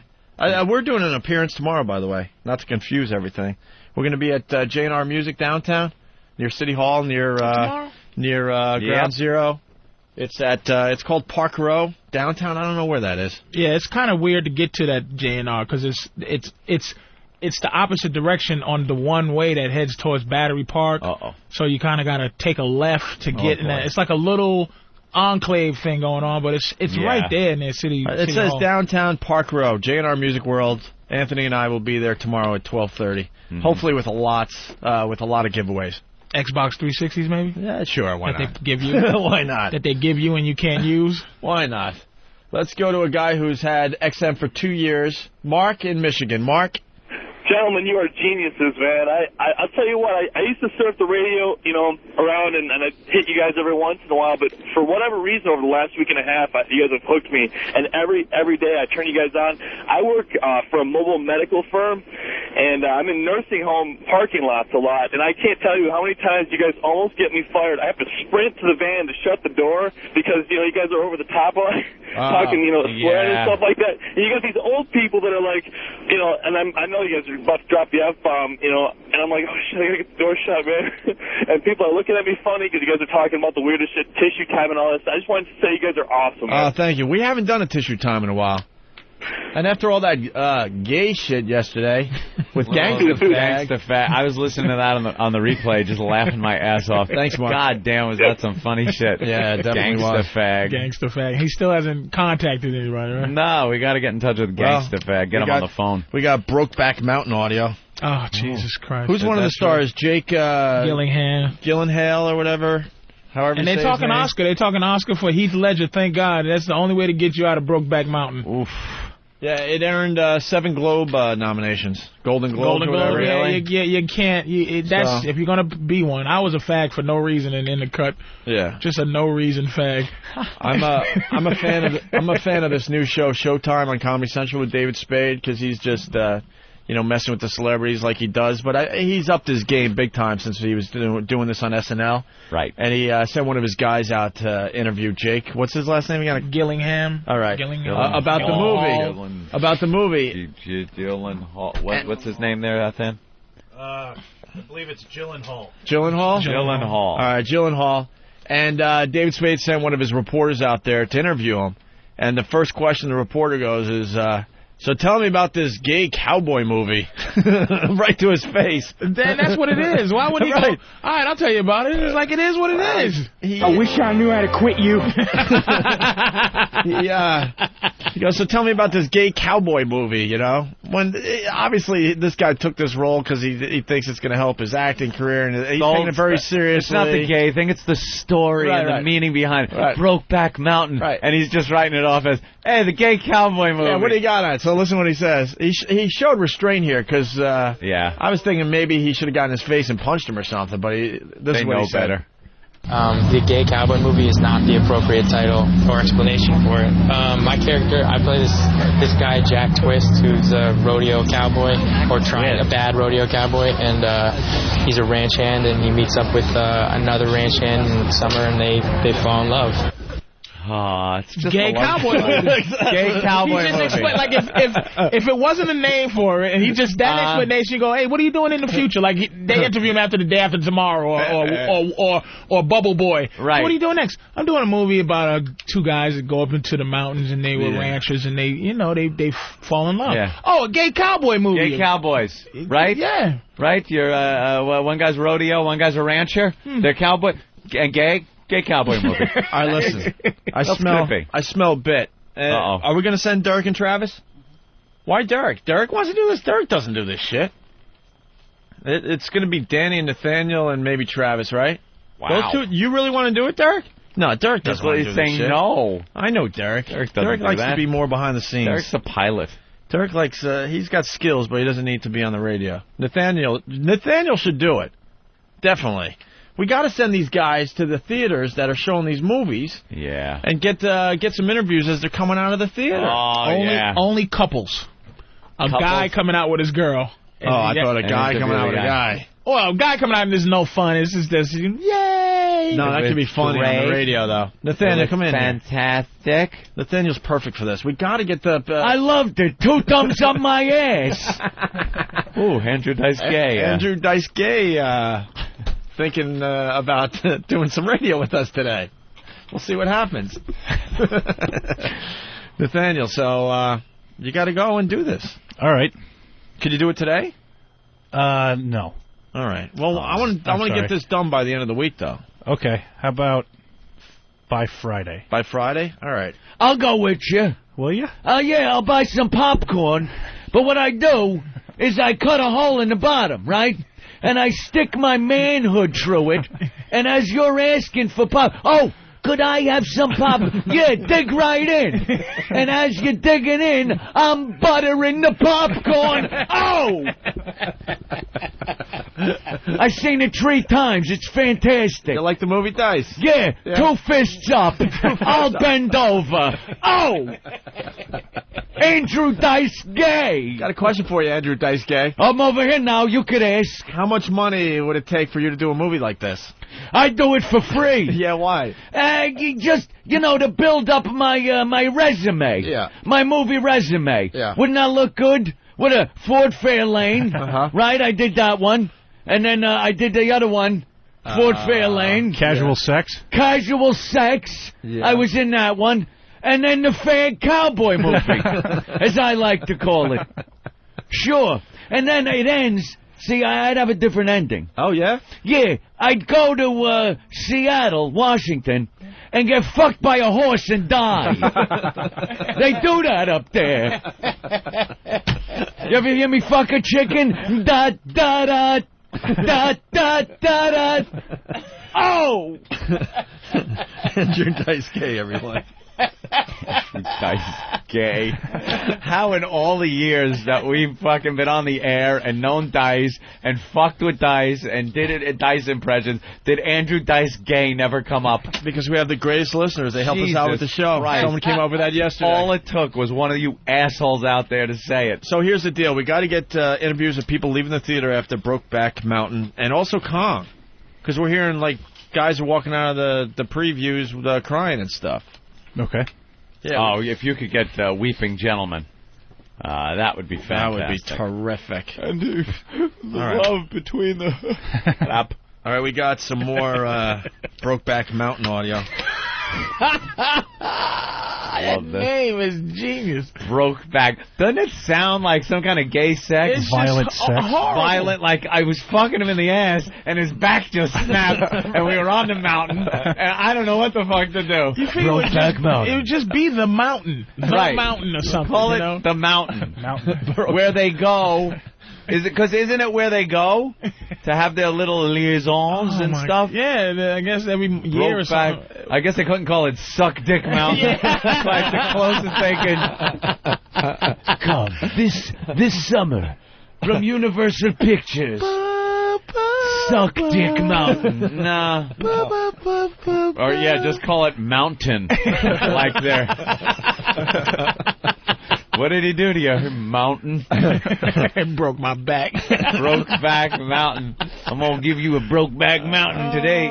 Reach around hills. A love story. Yeah. We have audio of one of the love scenes. Roman War Helmet Valley.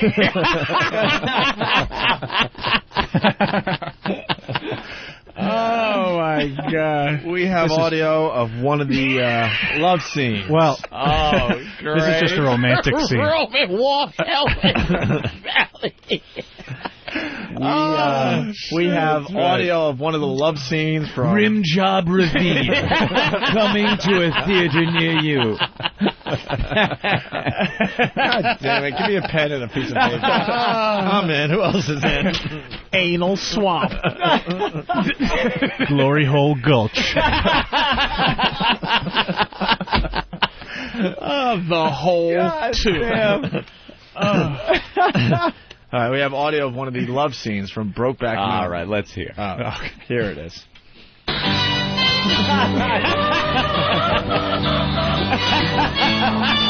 is not it. Macht Spaß? Du Hühnerficker. Ja, irre. Ich bin ganz wild auf diese Henne.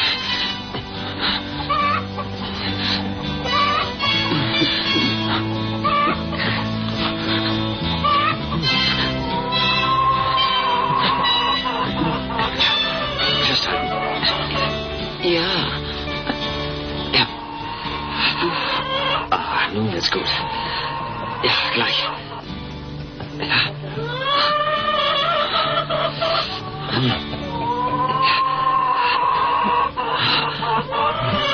And you thought chickens couldn't cry.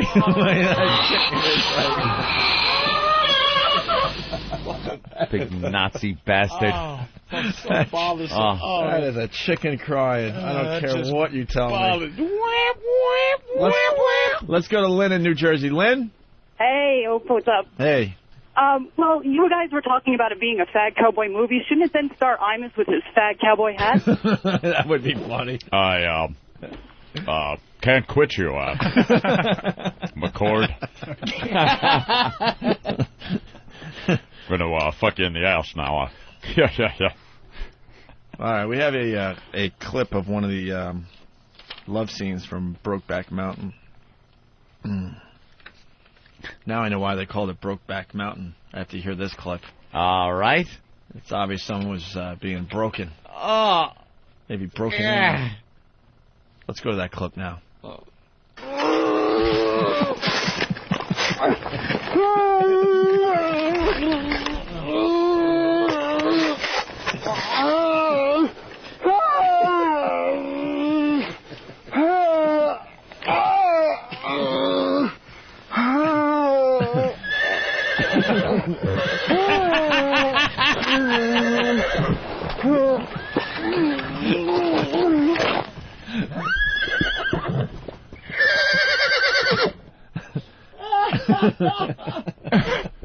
And you know one of them was gay, and the other one's probably a method actor. The other one's like after the director goes cut, he's a done with the scene type of motherfucker. Yeah, like, what the? Why'd you keep your tongue in my mouth that extra second?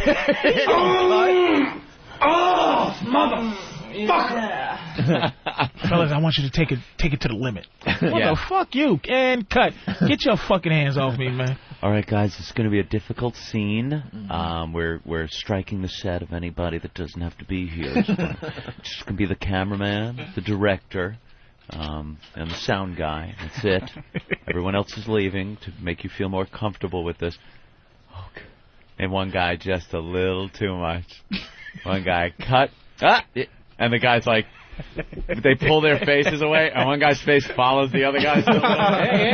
Hey! Oh, you said you weren't gay. I didn't hear cut. After that setup, Ang Lee's like, okay, you get all together, and Ang Lee goes, all right, action fags.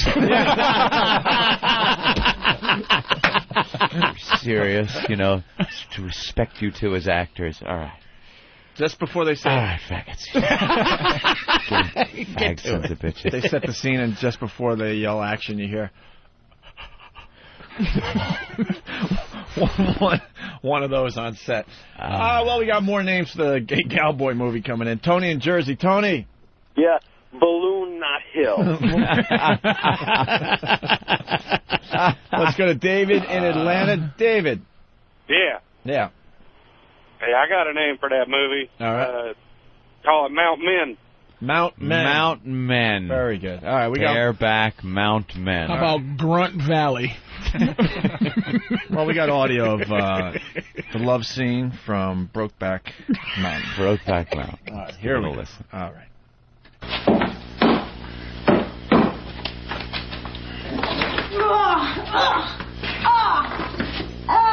Oh, shit.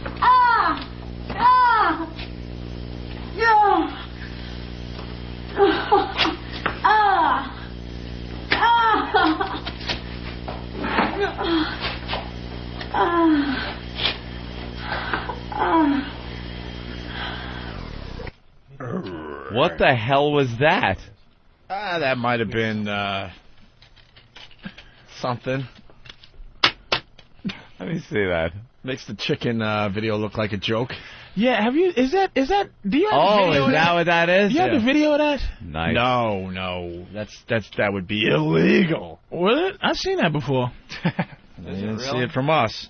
Oh, okay. I love that video. All right. Here we go. Heath Ledger. Money shot. Okay, terrific. Yeah, okay, terrific. Heath Ledger was on Good Morning America, and this is what he had to say about Brokeback Mountain. You got your wife and baby and... Oh, okay, I got to set this. This is an actual clip from the movie. A clip, I'm sorry. You got your wife and baby in Texas, and, I got my life in Riverton. That's so. You and Alma, that's a lie. Oh, you shut up about Alma. This ain't her fault.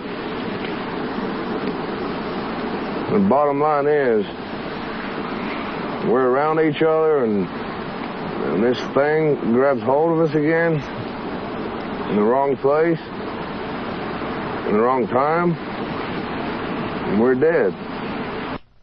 Wrong place, wrong time. This thing grabs all... Like they could just be hanging out with their families. Supposed to be living this lie, and they're hanging...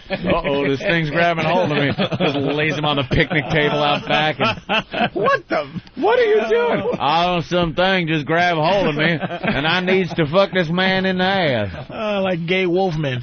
Yeah. They turn on half a moon. The half moon. Hold it. Oh, my God, it's a half moon. Baby, you got to lock me in the basement, or I'm going to do some damage. Now, when that pretty boy goes away, you can let me out. But until then, you got to keep me locked in here. You're going to see something you don't want to see.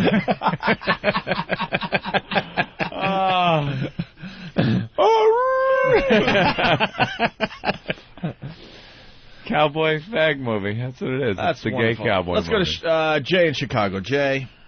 Hey, how's it going, O&A? We're having a good time today. Good deal. How about No Vag Valley? No Vag Valley. That's a good Yeah. one, too. Very good. What is the story? Are they both married? Do they both have girlfriends? I think, yeah. I get to describe the plot. Yes, man. I think in their youth they meet each other. Slower. In their youth, they meet each other. Get all gay with each other. It's some kind of a passing little thing. Yeah. Yes. Then they go off and start families. They start families. And then reunite. And they don't know what to take do up about where it. they left off. Yeah. They can't just look at each other and go, that was a little awkward back then. Huh? Oops. Hey, look, I'm married now. Sort of a thing. I don't know what the fuck that was. Look, I'm going to move all the way over there. Yeah, this is uncomfortable. Just tell him I died. Will it be a 2? Brokeback 2. Brokeback 2. Scrotum Showdown. You know the sequels are always awful. All right, here we go. Heath Ledger talks about doing gay sex scenes. Well. There must have been something about doing this, and Jake has talked about it too. Straight men in love scenes gotta make you nervous. You choreograph them, I assume, when you're doing love scenes with females. Yeah. Is this a different kind of thing? The rehearsal of these scenes were more or less conversational. You hear how manly he used to talk? Hey, I've heard interviews with Heath Ledger. I have never heard him sound like that. That guy's been in a bunch of good movies. You know they both run around Hollywood just fucking in public. Hey, at the donut shop. Hey, I'm fucking a bitch. Let me get a Yeah. I have never heard Heath Ledger sound like that in my life. Give me a crumpet. Suck my dick, bitch. I've seen other movies where he's like, well, it was, a difficult role. I really had to get into shape for it. Now it's like, what about the gay scenes with other men? Yeah, well, Jesus Christ, let me tell you something. You got a can of Schaefer beer around here or something? Rough, but I'm just acting. I'll tell you if you let me rub your pussy right now, because I got to rub some pussy when I'm talking.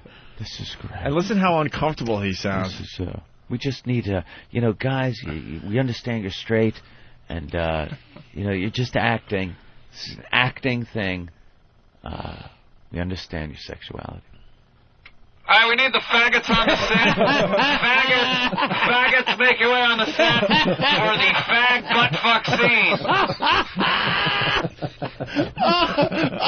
Attention, all faggots. We got to handle this thing. We're going to handle this with respect, professionalism.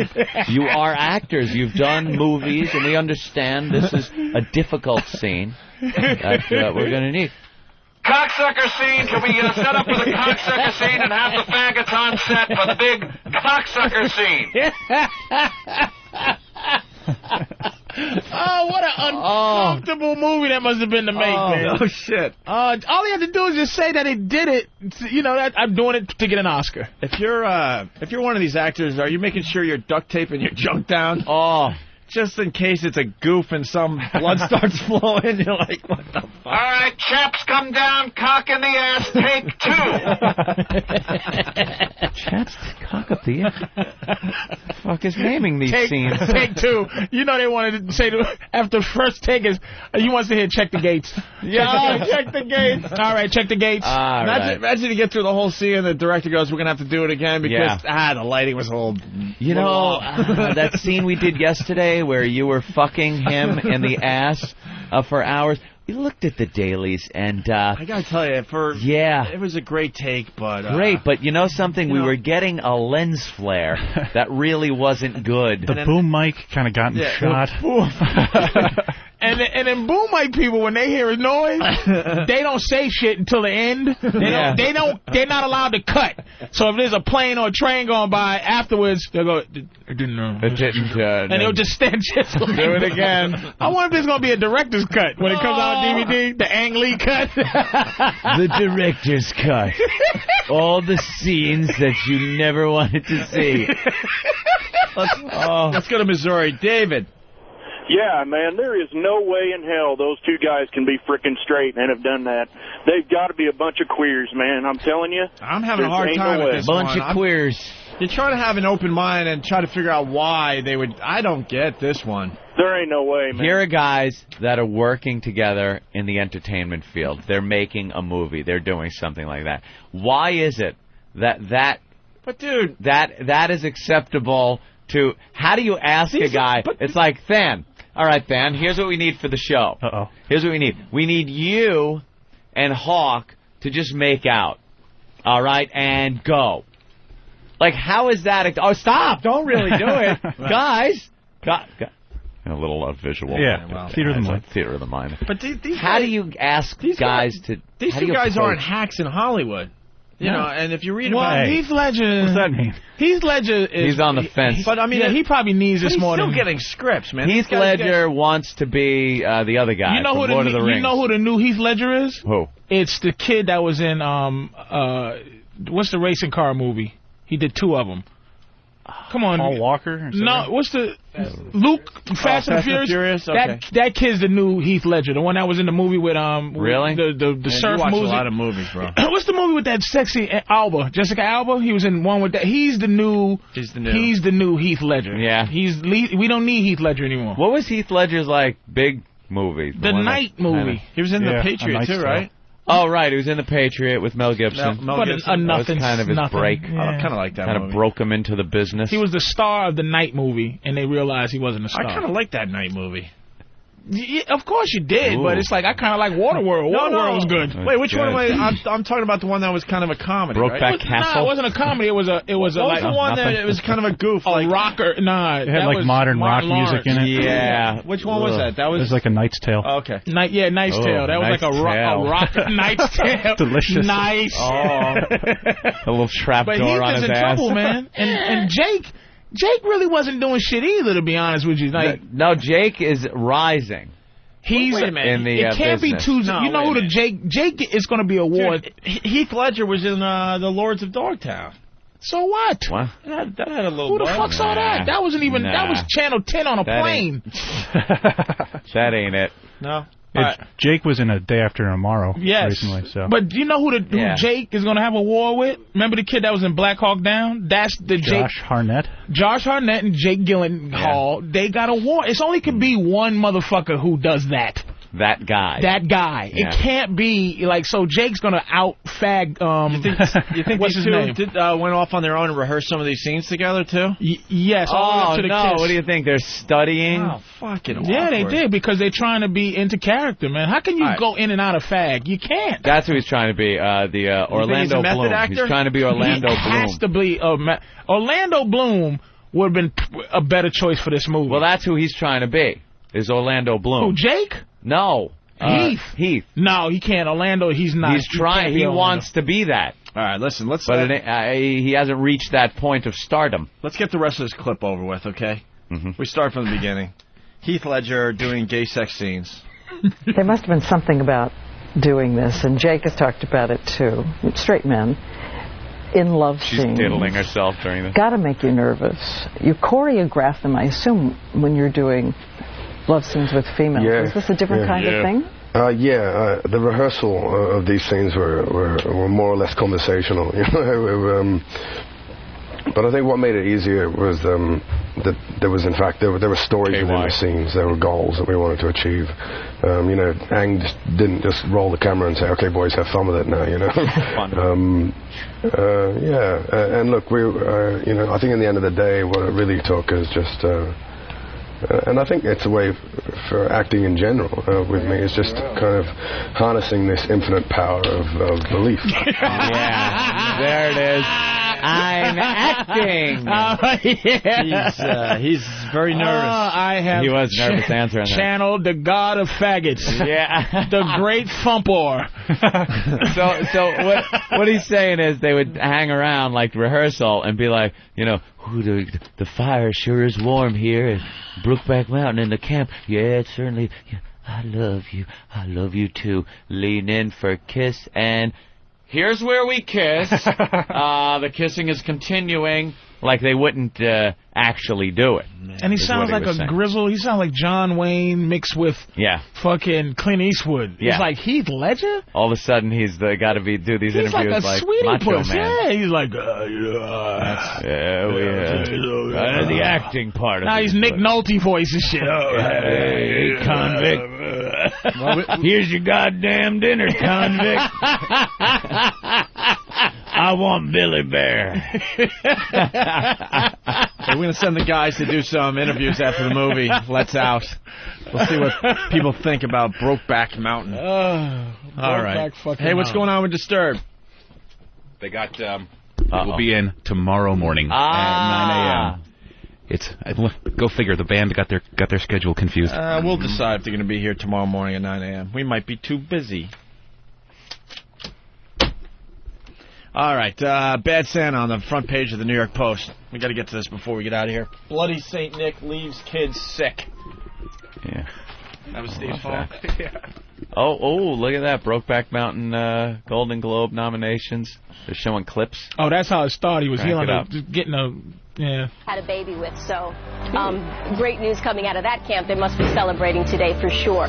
But yeah, this film has done extremely well. I mean, over the weekend it got awards with the New York film critics as well as Los Angeles film critics, and in Boston it did extremely well. So that's what's bringing it to the forefront. But Sabila, what happened to the other guy who's lead actor in that movie? That Gyllenhaal, Jake Gyllenhaal, right? Yeah, everyone thought it was his year. I mean, he did Proof this year and also Jarhead, and he was, they're also talking about his performance in Brokeback Mountain, but he did not get a nomination. All that for naught. Or even the lead actor nod, but no nomination for Jake Gyllenhaal. He didn't get nominated, but I'll tell you what, Heath Ledger played a better faggot than that. Fucking enema right now, dushing like nothing, you motherfucker, nothing. I got it. I got this one, man. They took a look, the committee or whatever, and said... Yeah. Damn, man, that guy isn't acting whatsoever. We can't give him a Golden Globe for acting. Isn't it for acting, right? We can't give him a Golden Globe. He's going to just shove it in his ass. That sissy. They're previewing that movie go, wait a minute. That's like giving a dog an acting award for eating his food. Right, but like, he's just going to do it. Holy shit, wait a minute, that guy's not acting. Somebody's going to be the fag fall guy on this movie. Wow. Heath is making sure he's going to be on the behind the scenes. They're gonna go, look, one of these motherfuckers got to be a fag. Right. Behind the scenes, Heath is gonna be the one that's like, dude, he said cut. Right. All right. Yeah. Heath is getting nominated for being a good actor, and the other guy. They gave the nomination to the top. It was just a fag. Yeah, the top got the nomination. It was just a documentary to Jake. Just following me around with a camera. Yeah, can we put me in the best documentary category? Let's see. The nominations: a Michael Moore movie and me and Brokeback Mountain. Brokeback Mountain was a documentary and a feature film. Best real sequence when Jake was sucking dick. Best acting when Heath was getting his dick sucked. Now, the award goes to... So excited. Wow. And next up, the best award for best anal scene. It's like the fucking porn awards over there at the Golden Globes. Best DP. Oh, shit. One's a good actor and one was... Poor Jake. One was just there. Just give me something. Give me honorable mention for getting fucked in my butt. Hey, we got to get the front page of the New York Post on one of our websites because it's a great picture. Bad Santa, Bloody St. Nick leaves kid sick. Basically, there's this guy that had his Santa display, and Santa has a bloody knife in his hand, and he's holding a head in the other that's all bloody. Severed head in the other, and it's all bloody. And look at the post. Always funny, right from the first sentence, Opie. Mm-hmm. Sleigh bells are ringing outside, and it says, Slay is in Slay. quotation marks for the other use of the word slay. And they spell it the way you're supposed to. Right. Murderer. Sleigh bells are ringing outside a $3 million Manhattan brownstone. Right. Where Jolly St. Nick has been replaced by a bloody bearded Santa holding a knife in one hand and a severed head of a doll, blood gushing from its eye sockets, in the other. The bizarre display has sent kids running and even sparked a call to cops. You know, the cops are busy people. Yeah. So leave them alone for fucking display things. Yeah, they've had a couple of their own shot lately. They don't need to be dealing with your stupid complaint. It says, this 'tis the season to be creepy display, which has drawn no small amount of community ire. You missed what? The big headline when you finally turn to page 3 where it tells you to go. The headline, Opie. Oh, holy. Oh, holy. Night. Anyone? Night is what you would say. Oh, holy. Sight. Fright. Get it? Because... So just look at this guy. Was he just trying to say fuck Christmas and fuck kids and I hate... I don't know what the bottom of the Grinch story guy? is. He's just trying to be creative. I can't get past their stupid things like the first line here. Ho, ho, no! The Post should be firebombed for their comedy attempts. Oh. The guy's pretty creepy looking. All right. And He's probably just an artist or something. I don't know. In another touch of Christmas not cheer, the Santa dummy is standing behind a tree whose bare branches are adorned with beheaded Barbie dolls. It's brought the ire of the community. It's in the front yard of Joel Krupnick. And his wife. Joel Krupnick sounds like a serial killer name. He looks like a kid toucher. And his wife, Mildred. Strange. He looks angry. Yeah. They are protesting the commercialization of the Yule season. Christmas has religious origins. It's in the Bible. Santa's not in the Bible. He's not a religious symbol. Santa Claus has become a piece of Americana. Yeah. So? Well, that's what he's saying. He's saying this is why he's doing it. Yeah. Krupnick, who dabbles in real estate, said if anyone's offended, they could simply cross the street. And some children have done just that, the Post reports. Other people have called the cops only to be told there was nothing they could do. Yeah, They should go and arrest the people that could have called the cops for tying up... Please leave our cops alone. The cops. They're busy on real shit. And one woman chased this guy down the block screaming epithets at her. Epithets. Chased the wife down the street, I guess. Oh. Outside the home, also decorated with gargoyles, lizards, and dragons, there were many who accused a couple of dreaming of a fright Christmas. This is like a nightmare before Christmas. So? These people are possessed, fumed Lori Levinson. Little Jimmy, who was passing by, said, I thought it was a very gory and bloody. Christmas is not supposed to be gory. Stinks and I don't like it. It's bad, agreed Sean, age 5. Santa's face and hair are red. Santa shouldn't look like that. Stupid 5-year-old. His brother Ryan, 9, chimed in. Santa makes toys and he lives in the North Pole. He doesn't have a haunted house like that. 9 years old? And he's still, Yeah. Oh, any kids listening? There is no Santa. Opie. There is no Santa. You're ruining it for the children that are listening. It's your parents. There is no Santa. We used to get in such trouble. There is no Santa Claus. Yeah. It's weird, said Javin 9. No, 7. Javin? Or something like that. It's not Gavin? With a J? J? All right, Gavin Jesus with a J. Christ. Why don't you spell the names right, people? Javon? Stop being cute. I don't know. I'd say Javin. Javin. Yeah, well. I'm going to go with Javin. All right. It's probably Gavin spelled wrong. You see his last name, though. What? Bose? That might be the Bowles kid. What the hell is the Bose kid? The heir to the Bowles fucking... Damn, yeah. Evan Bose. All right, well, there you go. It's great, though. It's a great front page today in the New York Post.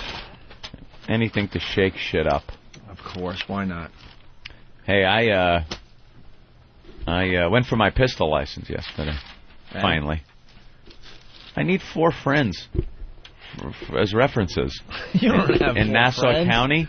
I don't leave my house. Like, I need 4 references, but they're not really. It's not really like references. They're just 4 people that you kind of know. 4 people that live in Nassau County. They can't be cops. How about the cook you're having sex with? No, and I'm not. And she lives in Suffolk. I know everyone I know lives in Suffolk County or the city, and I need 4 people that live in Nassau County that can't be cops. Right. I know a couple of cops in Nassau County, but quite the little quandary I'm having. I'm thinking I need to make a couple of friends in Nassau County. Perhaps people on Whackbag, perhaps a message board people that could email me, and we can maybe be friends. Start up a friendship? Look, I need 4 fucking people. This is a license to carry in the streets or whatever. Don't you have enough guns? I need pistols. You need a license, a permit to have a pistol. Pistol permit. You could buy rifles and shotguns, but I need pistols. Yeah. Pistol packing motherfucker. I like going to the range. I like shooting. I'm gonna give you a. You like shooting? I'm gonna give you a Desert Eagle for your birthday. That would be nice. All right. So if you want to be Anthony's Nassau County friend, how do they get a hold of you? Through MySpace? Yes, they could get a hold of me through MySpace, but you got to live in Nassau County, New York. Right. Right. Where I live, Right. that county, Nassau. All right. Yeah, MySpace/Anthony Cumia, Cumia. Okay. Yeah, get through me there, or Whackbag. Yeah, get on Whackbag and make a little post, put a sticky up there if you want to be my pal. All right. My good friend. The cover of the New York Post is up on opieandanthony.com right now. Bad Santa. It's a great display. We're going to go to break with the FU line. Let's see what's going on that thing today, okay? All right. And we'll finish the show next. The very worst of the Opie and Anthony FU line. Hey, this is Matt from Revere. I just want to give a big fuck you out to fucking Krispy Kreme. Get the fuck out of Massachusetts, you motherfuckers. Hey, I want to leave a fuck you to that cunt bag, Howard Stern. Tell that motherfucking hook nose to shut the fuck up. Nobody likes his ass. Only people that remember him from back in the day. And then half of those motherfuckers stop listening to him and listen to O&A now. Just fuck you, Howard Stern. Fuck you. Fuck that old fat guy with gray hair in the commercial who says diabetes. It's pronounced diabetes, asshole. Fuck you. I just want to give a big fuck you to Howard Stern. I just saw one of his stupid Sirius billboards. It says, let freedom ring and let it be rung by a stripper. You have nothing left. Kill yourself. I got a big fuck you for all you Howard Stern cronies that think that he's the god. Fuck you! Fuck you! Call the Opie and Anthony FU line at 1-866-FU line 1. 1-866-FU line 1. Well, fuck you very much.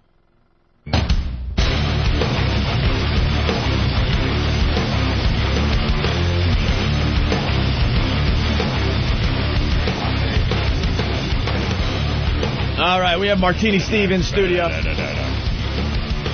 Does a great job with the websites and the production of the radio show. Finally got your robe off, huh? What happened? Your eyes are like saucers. Are they now? Yeah, Still? they still are. Oh, They're wow. pretty big. He's taking all these weird supplements to work out, Patrice, and this morning he took a little too much and he was sweating and shivering. And it was like a cold sweat, right? Yeah, it was a cold sweat. It's this stuff I take, and I'm normally very careful with this stuff, and I normally don't exceed the dosage. And this one product I take called Redline comes with a measuring spoon, and you're not supposed to exceed that measuring spoon dosage. Well, I broke mine yesterday, and I figured I'd been taking it long enough that I could pretty much eyeball how much I could take. There you go. And you overdo it by just a little bit, and you break into these shakes. And I was literally sitting at my desk checking my email this morning, and I couldn't stop my hand from shaking, so I just had these violent up and down shakes trying to use the mouse, just bam, bam, bam, bam, bam. I couldn't stop my hand from shaking. And he was walking around in one of those big Mets robes that we got. Yeah, one of the Mets robe you gave me, which was very toasty. Well, it wasn't going to fit me, man. That thing was huge. You know, I didn't even wonder why he was walking around. I just looked at his big ass in that robe, and I just kept doing morning shit. I said, maybe this is just like... I'm not that eccentric, man. I was actually very cold. There isn't much that could happen here in the morning that you just don't blow off. Yeah, come in and say, a fucking big Mets robe. Who cares? Yeah. All right, we got a couple things we want to get to. I want to clear the area here. Clear the field. You got some guy that stage dives in Norway and missed. What's this about? Oh, what's her name? Mira Craig. She's a Norwegian singer. And she was opening up for the Fugees, and I guess what happened was she tried to stage dive, and she was being all cool, and she overestimated or underestimated how far to jump. Uh-oh. And all you hear at the end of the audio is just you'll hear it. Yeah. When oh, dear Lord. It seems like nothing until the last second here.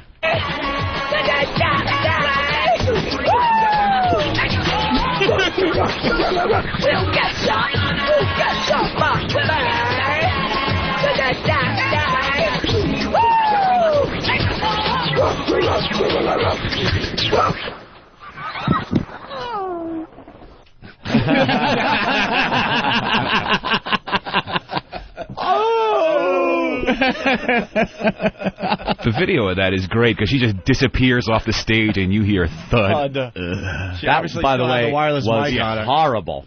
Yeah, that's awful. Horrible. Those Norwegians. She's barking. Good for her. And if you're People in Norway, kept singing.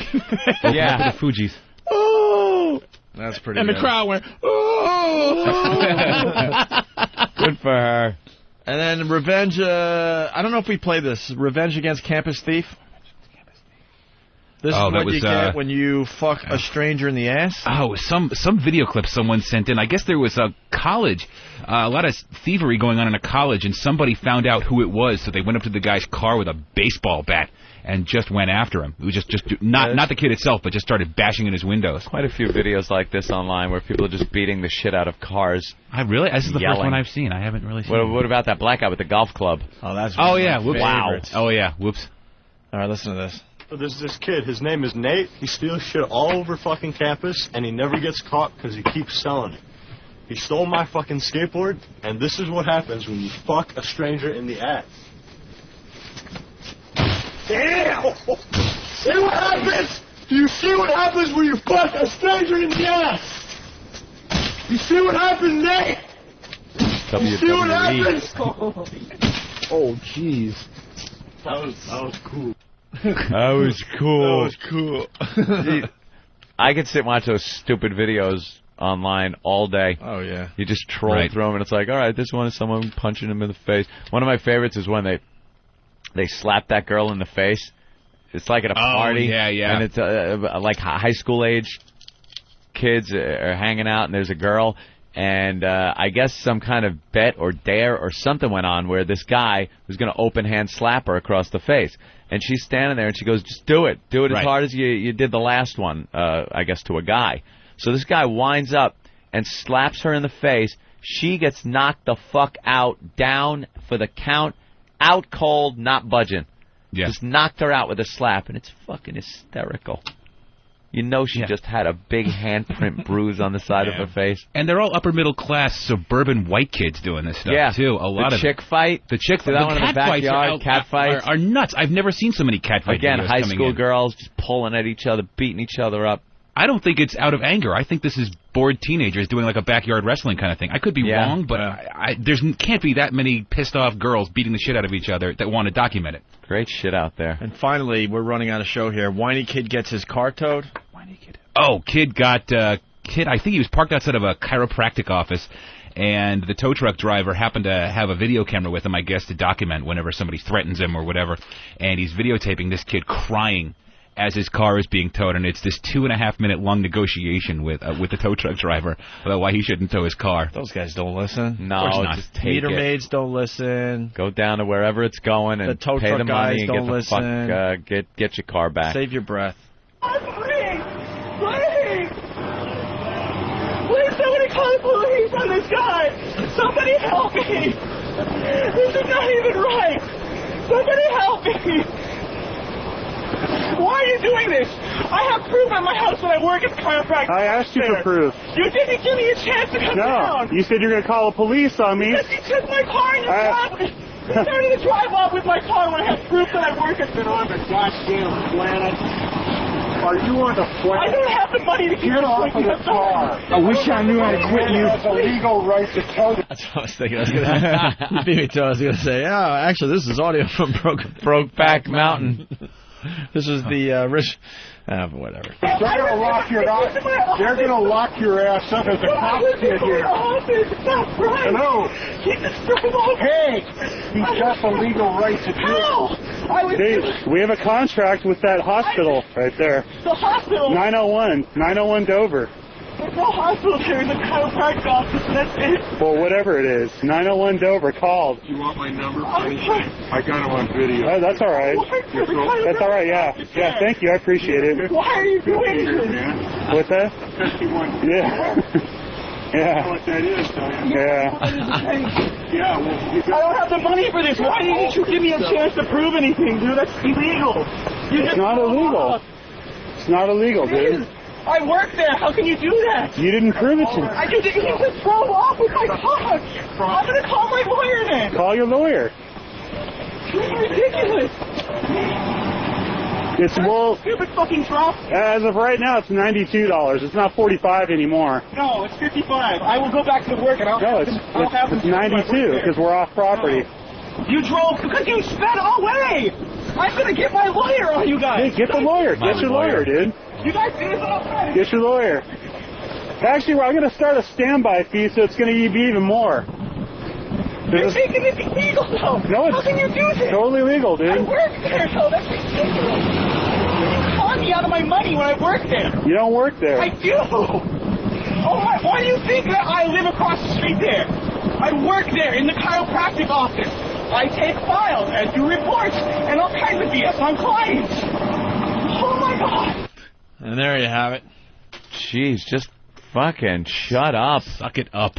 Why didn't the tow truck driver just drive away? Because he's a dick, too. He was getting a kick out of it, yeah. He was having some fun. He was like, I'm going to add a little more money on that. Yeah. Crying little motherfucker. Both of those motherfuckers are nerds. Yeah. When you saw the camera come out, you'd toughen up a little bit and realize where that video might wind up. It's going to wind up on Foundry Music. Exactly. Wow, new script for Gamefly.com, that cool video game rental service we've been telling you about, is giving away lifetime subscriptions to their service. Basically, games for life and an Xbox 360 a day when you sign up for a free trial. Can you believe it? Anyone who signs up today for their free XM 2-week trial is eligible. Gamefly service, it's so easy. You get the latest video games. Like yesterday, what'd I get? I got Gun. You really did? Yeah, Gun's a good one. What's that video about? Well, it's a video game. It's set in the West, in the Old West. Yeah. And you go and you shoot people. It's a first-person shooter. And set in the West. It's almost like... And what else? Like Deadwood. All right. It's set to a video game. I know you're trying to trip me up. I know what Gun is. You know what Gun is? Yeah. What level are you on? Level 17. 17? Yeah. What happens on level 17? Oh, a little boy, difficult? You're shooting a lot of people. I remember a saloon was involved, and a whorehouse, and bad guys. I hear level 17 is called Brokeback Mountain. It's Brokeback Mountain. Level 17 of Gun. Can only imagine what that mission's all about. It's a first-person shooter. Regardless, it's not first person, though. Is Gun third person? Yeah, it's third person. Look, man, he doesn't know. I'm sure Gun is a great movie. Gun is third person? Yeah. All right. Sure? Gun is first.